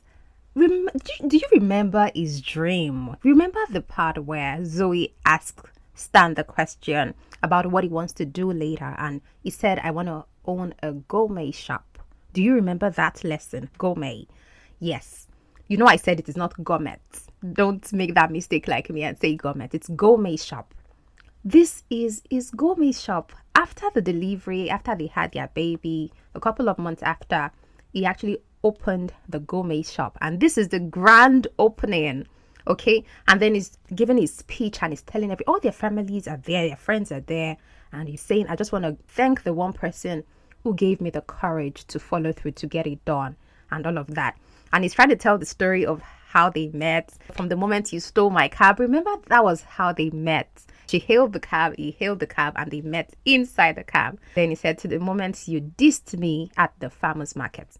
The word I'm focusing on, the word you want to learn here is dissed. D-I-S-S-E-D. Dissed me. When you say dissed, this is a slang for saying that somebody insulted you or disrespected you or did not treat you right. Okay, we know this is something I know that we use with our friends. The guy dissed me, the girl dissed me, she didn't do this, he didn't do that. When you're saying somebody dissed you, you mean that the person was disrespectful to you, but it's just a slang. You're not really making a big deal out of it. Okay, that's what you have in this scene. Okay, now let's listen to the end of it. I love you, and you've made me the happiest man alive. It was my cab. Zoe, come over here for a minute. So eventually he proposes to her at that grand opening, and that is it. Okay, so we're going to listen to the last clip right now, and that will be it. You think it was the muffin girl? I guess. I don't know. Why do I even care? You like him. Ow. What if I'm pregnant? That'll work out perfectly. What do you mean? Because If you really like him, as soon as that happens, you'll break up with him because you're pregnant, and then you won't have to put yourself out there, possibly get hurt. Hey, that's your dream. Right. Besides, I'm not pregnant, and I'm okay on my own. You gonna see him again? Yeah, I think so. So the one that we have here is, or which is also a bonus, is put yourself out there. When you say put yourself out there, what do you mean? It is an idiom that does not mean you going outside your house and standing. No, it means that you don't have to make yourself available. Okay, when you put yourself out there, it means that you're going out, you're taking the courage to go out. But in this scene, Mona is saying if you're pregnant, then you don't have to put yourself out there. It means you don't have to want to be in a relationship. You don't have to look for a man because already you have the baby that you want. Okay, so that's another bonus lesson for you. Now we are going to the official last lesson. Okay, I'm sure that you've had a wonderful time because the essence of this was for you to watch the film with me. Okay, so I have taken you through this journey of more than 40 lessons so that you can watch it with me and feel like you are there, right there in maybe a cinema room and then watching. Okay, You always get ahead of yourself. You barely know him. Spend some time with him. See what he's really like. He could be a total douchebag, and then the whole thing is moot. Hmm? Maybe he's a douchebag. Oh, come on. You really think he'd ask you away for the weekend if he had a girlfriend? There's no way he's dating that muffin bitch, Zoe. Trust me. Who can say? Maybe he's looking to get laid. Oh, well, don't have sex with him, okay? You can't, because that will really complicate things. Oh, I know.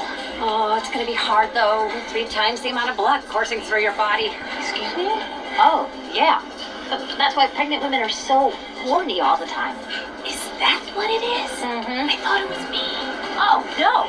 When I was pregnant, my whole body was so sensitive. I could have an orgasm sitting on a bus. Oh, I think I'm gonna be sick. Me too. Why? It's a happy story. All right. I'm just gonna go up there and tell him that I'm pregnant. Just lay all my cards on the table. Okay, good. Just don't lay on the table, okay? Because you cannot have sex. So what we have here is Zoe and Mona are at the gym and they're talking about the fact that, okay, the guy Stan has invited her to his place for the weekend. And, Mona is saying, be careful, a lot of stuff can happen with you. Remember, don't have sex with him because you're pregnant and all of that. And, pregnant women are always horny all the time and all. And then Zoe says, is that what it is? She's sensitive and everything. Zoe eventually says, no, that's not it. I'm just going to go there and lay all my cards on the table. Now, when you say lay all your cards on the table, what you're saying is you're not actually referring to playing cards and you're, putting them right on the table. No, that's not what you're saying. You're saying, I'm just going to go there and tell the truth. I'm just going to reveal all that I have to reveal. Tell him everything that I have to say so that he can know the truth. Our plan for that weekend was to tell him that she's pregnant, and this is a backup plan. She chose the sperm donor because she did not know that she would meet a guy. She just was tired of trying to find the right one, and this was a plan to have a family because she knows her grandma is going to die someday and all of it. That is the end of the 45 lessons and some bonus lessons. In fact, there are more lessons here, but I don't want to overwhelm you. And trust me, if you want more lessons, I will keep bringing them. I would rather give you a full cup than a cup that is half empty or half full or that is just not enough, okay? There were other lessons like fall apart, douchebag, mood, freaking out, and called you 100 times and all of that. But this is it for now. We're going to stop here. But remember that we always have a quiz. And so now it is quiz time. This is quiz time, and I'm going to be asking you some questions just to help you confirm that you understand everything that we learned. Are you ready? Are you ready? So let's go over our notes to learn or remind ourselves of some of the things that we learned. Okay, so the first question that I have for you is, What is the primary purpose of a gourmet shop? What is the primary purpose of a gourmet shop? A. To sell everyday groceries. Is that it? B. To sell high quality specialized food and drink. C. To sell clothing and accessories. What is your answer? The correct answer is to sell high quality specialized food and drink. Stan talked about owning a gourmet shop where they would sell bread and wine and things from cheese from the local farmers. Okay, now let's go to number 2. What does the phrase "this sucks" express? When you say "this sucks," what do you mean? Does it express A. excitement, B. disappointment or dislike, C. curiosity? What does it express? What's your answer? The answer is disappointment or dislike. When you say "this sucks," you mean you don't like something. Okay, now let's go to number 3. What does this idiom mean? Don't lay all your cards on the table. Or when Zoe said lay all your cards on the table, when you say lay your cards on the table, what do you mean? A. Don't reveal all your plans or intentions at once. B. Always be honest. C. Keep secrets from everyone. What does this mean? Okay, what's your answer? The answer, the way Zoe used it, the answer is she's going to reveal all our plans and our intentions at once. And that is option A. She plans to reveal all our plans and our intentions to Stan. So that is it for our quiz for this episode. Now we're going to go on to my own personal learning strategies for Korean. I'm going to share them very quickly with you, just so you know that even as you go on your journey to learning English, I am also on my journey to learning Korean. Now I'm going to start with something I did during the week. I could practice my Korean speaking, and so I went ahead to record some things that I could say in Korean, and I recorded it on my phone and I sent it to this older man, Haraboji, that I have here in Korea, and they have been relating with since the beginning of the year. So this is what I recorded and I sent to him, and he gave me feedback. So let me try to do it. Let's get ready. 1, 2, ready, go. 안녕하세요, 여러분. 저는 아데니케입니다. 나이지리아에서 왔습니다. 영어 고치자 팟캐스터입니다. 한국에 살아요. 두아요 마입니다. 남편인 교수님입니다. 김치와 김밥을 좋아합니다. 한국의 트로트로 사랑합니다. 날씨 오늘은 좋아합니다. 한국어로 공부하고 있습니다. 한국어로 조금 합니다. 저는 기독교인이에요. 할아버지는 내 친구입니다. 언니는 제 친구입니다. 다음이 많아요. 안녕. And then you have 사랑합니다. 감사합니다. 좋은 나이 되세요. Which is also 좋은 하루 되세요. Okay, so this is it. Now you see that I don't speak perfectly at all. In fact, my recording on the phone, I did this close to 10 times before I got a version that I liked. And then when I sent it to Haraboji, he was so happy with me. Do you know what he said? Let me read you his comments from our Kakao chat. He said, good, very good job, perfect, good luck, right? Okay, so he sent this thing in Korean and in English to me. And now this is just me saying that if you have somebody that you can ask for feedback as you practice English, reach out to them, okay? Tell the person, see, I want to know how I'm doing. Can you listen to me? And then this brings me to my Patreon live sessions. If you want a situation where you are not just watching these films, but we can actually act them together, it's called role playing. If you want to be able to learn these lessons by performing them so that you can remember them later on, I invite you to join my live session for September. we're going to be practicing this real life language. And because it's you and other people in a group, we're going to do this together. So you get feedback immediately. We're going to be learning from the films. And of course, you will feel like you're not alone. You're not working on your own. You're not just improving on your own. Okay, so this is for my very special patrons. If you decide to commit to 4 lessons a month, where you say we meet once a week and we learn the vocabulary, we learn the idioms, pronunciation, we learn grammar, but not just through learning, but through role playing. If this is something that you're up for, please click the link in my show notes or in the description to learn more on my Patreon page.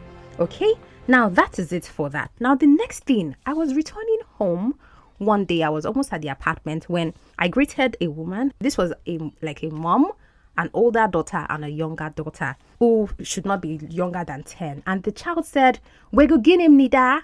Okay, and I don't know if I said it right, but what I understood, and I smiled at the child because I greeted the child. What I understood was, this is a foreigner, or I am a foreigner, or you're a foreigner. And I don't mind because I know the word Wegugin. In Korea, they say Wegugin, you know. I don't even know if I'm pronouncing it perfectly.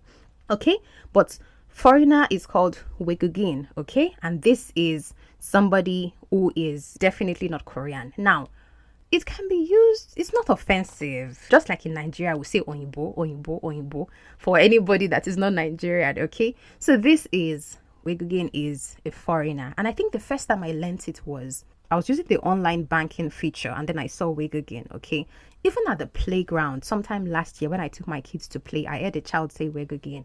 You know, it's something you hear around. You would always hear it around. Wegugin, Wegugin. So now the imnida part is, it is, you know, that's where you say it is. That's like the formal version of saying something is, instead of the your version, which is like the informal version, okay? Another thing that happened, now this is my Korean reporting from the past 2 weeks, okay? I like to go to the recycling center early in the morning because I get to see the janitor and I can greet him.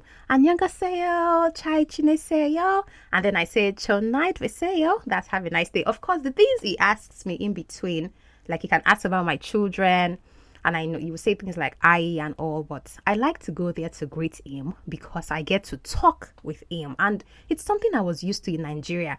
You're walking on the road, and of course I lived in I lived in Ile-Ife, but I lived with the local people to an extent. So when you greet people, say, Ekaroma, Ekarosa, they will always greet you. And they'll say things like, Enyadao, and all of that. You're used to greeting people everywhere.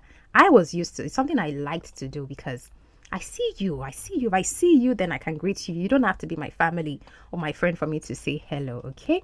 Another thing is, so the podcast I listened to, Learning Korean with K Mama, I also listened to that this week and I learned how to count from 1 to 20. Hana, two, set, net, dasot, yosot, hilgop, ilgop, yodol, ahop, yol, yol hana, yol do, yol set, yol net, yol dasot, yol yosot, yol ilgop, yol yodol, yol ahop. What is 20? It looks like we didn't get to 20. But then she taught articles. You know the way we say an apple, a car, an orange. So all those things in Korean. There are so many of them. I had to write in my notes. This was a 15-minute episode, but I spent about 1 hour learning them. Sagwa hange, that's to say an apple. Okay? Now when you want to talk about people, you say saram, okay, or a person. And when you want to say you have one brother, you say donseng hanmyeon. Donseng hanmyeon. That's one brother. Then when you want to say one teacher, you say sangsenim hanbon. Sangsenim hanbon. Okay, so I learned a lot of these things. When you want to say, please give me 2 bottles of beer, you say 맥주 2병 주세요. 맥주 2병 주세요. Okay, so this is just me showing you that I use different ways to continue learning because you have a full period. When you have one full day, you might not be able to do so much in one day, but you can pick the things you're going to learn. For example, when I'm cooking, what I do is I turn on the TV to TVN. There's this kitchen cabinet TV.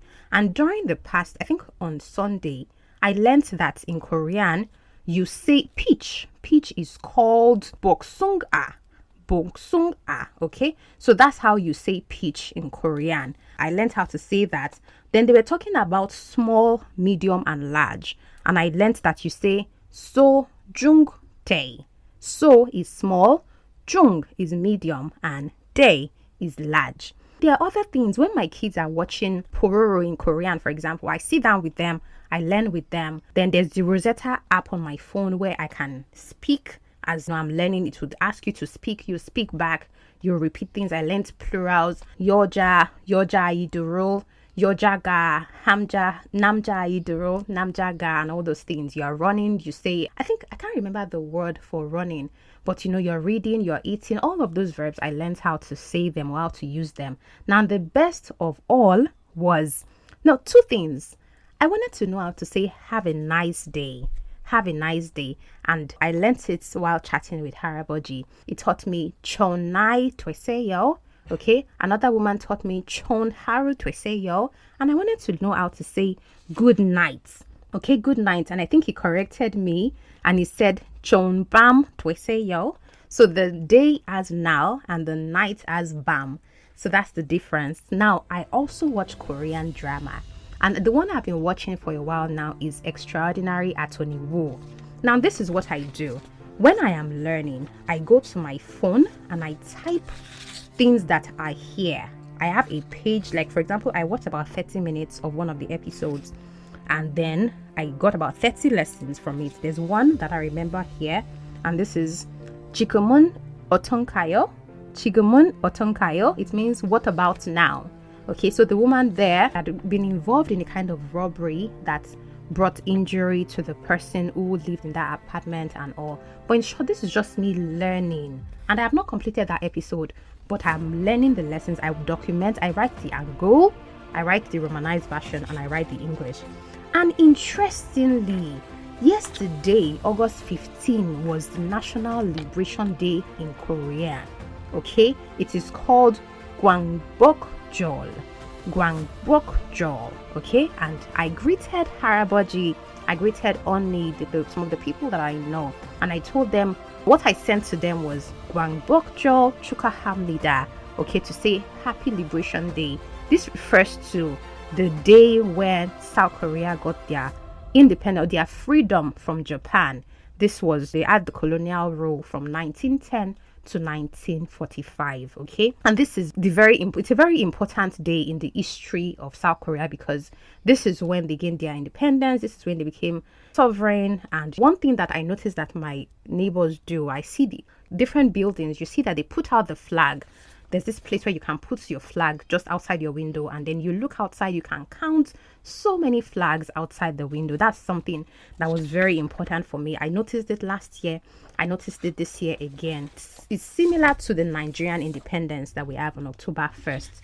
Okay, so when you say Chukahamnida, in this case, it was Gwangbokjol Chukahamnida, to say Happy Liberation Day. And you know the birthday song, the Korean birthday song. 생일 축하합니다. 생일 축하합니다. 지구에서 우주에서 제일 사랑합니다.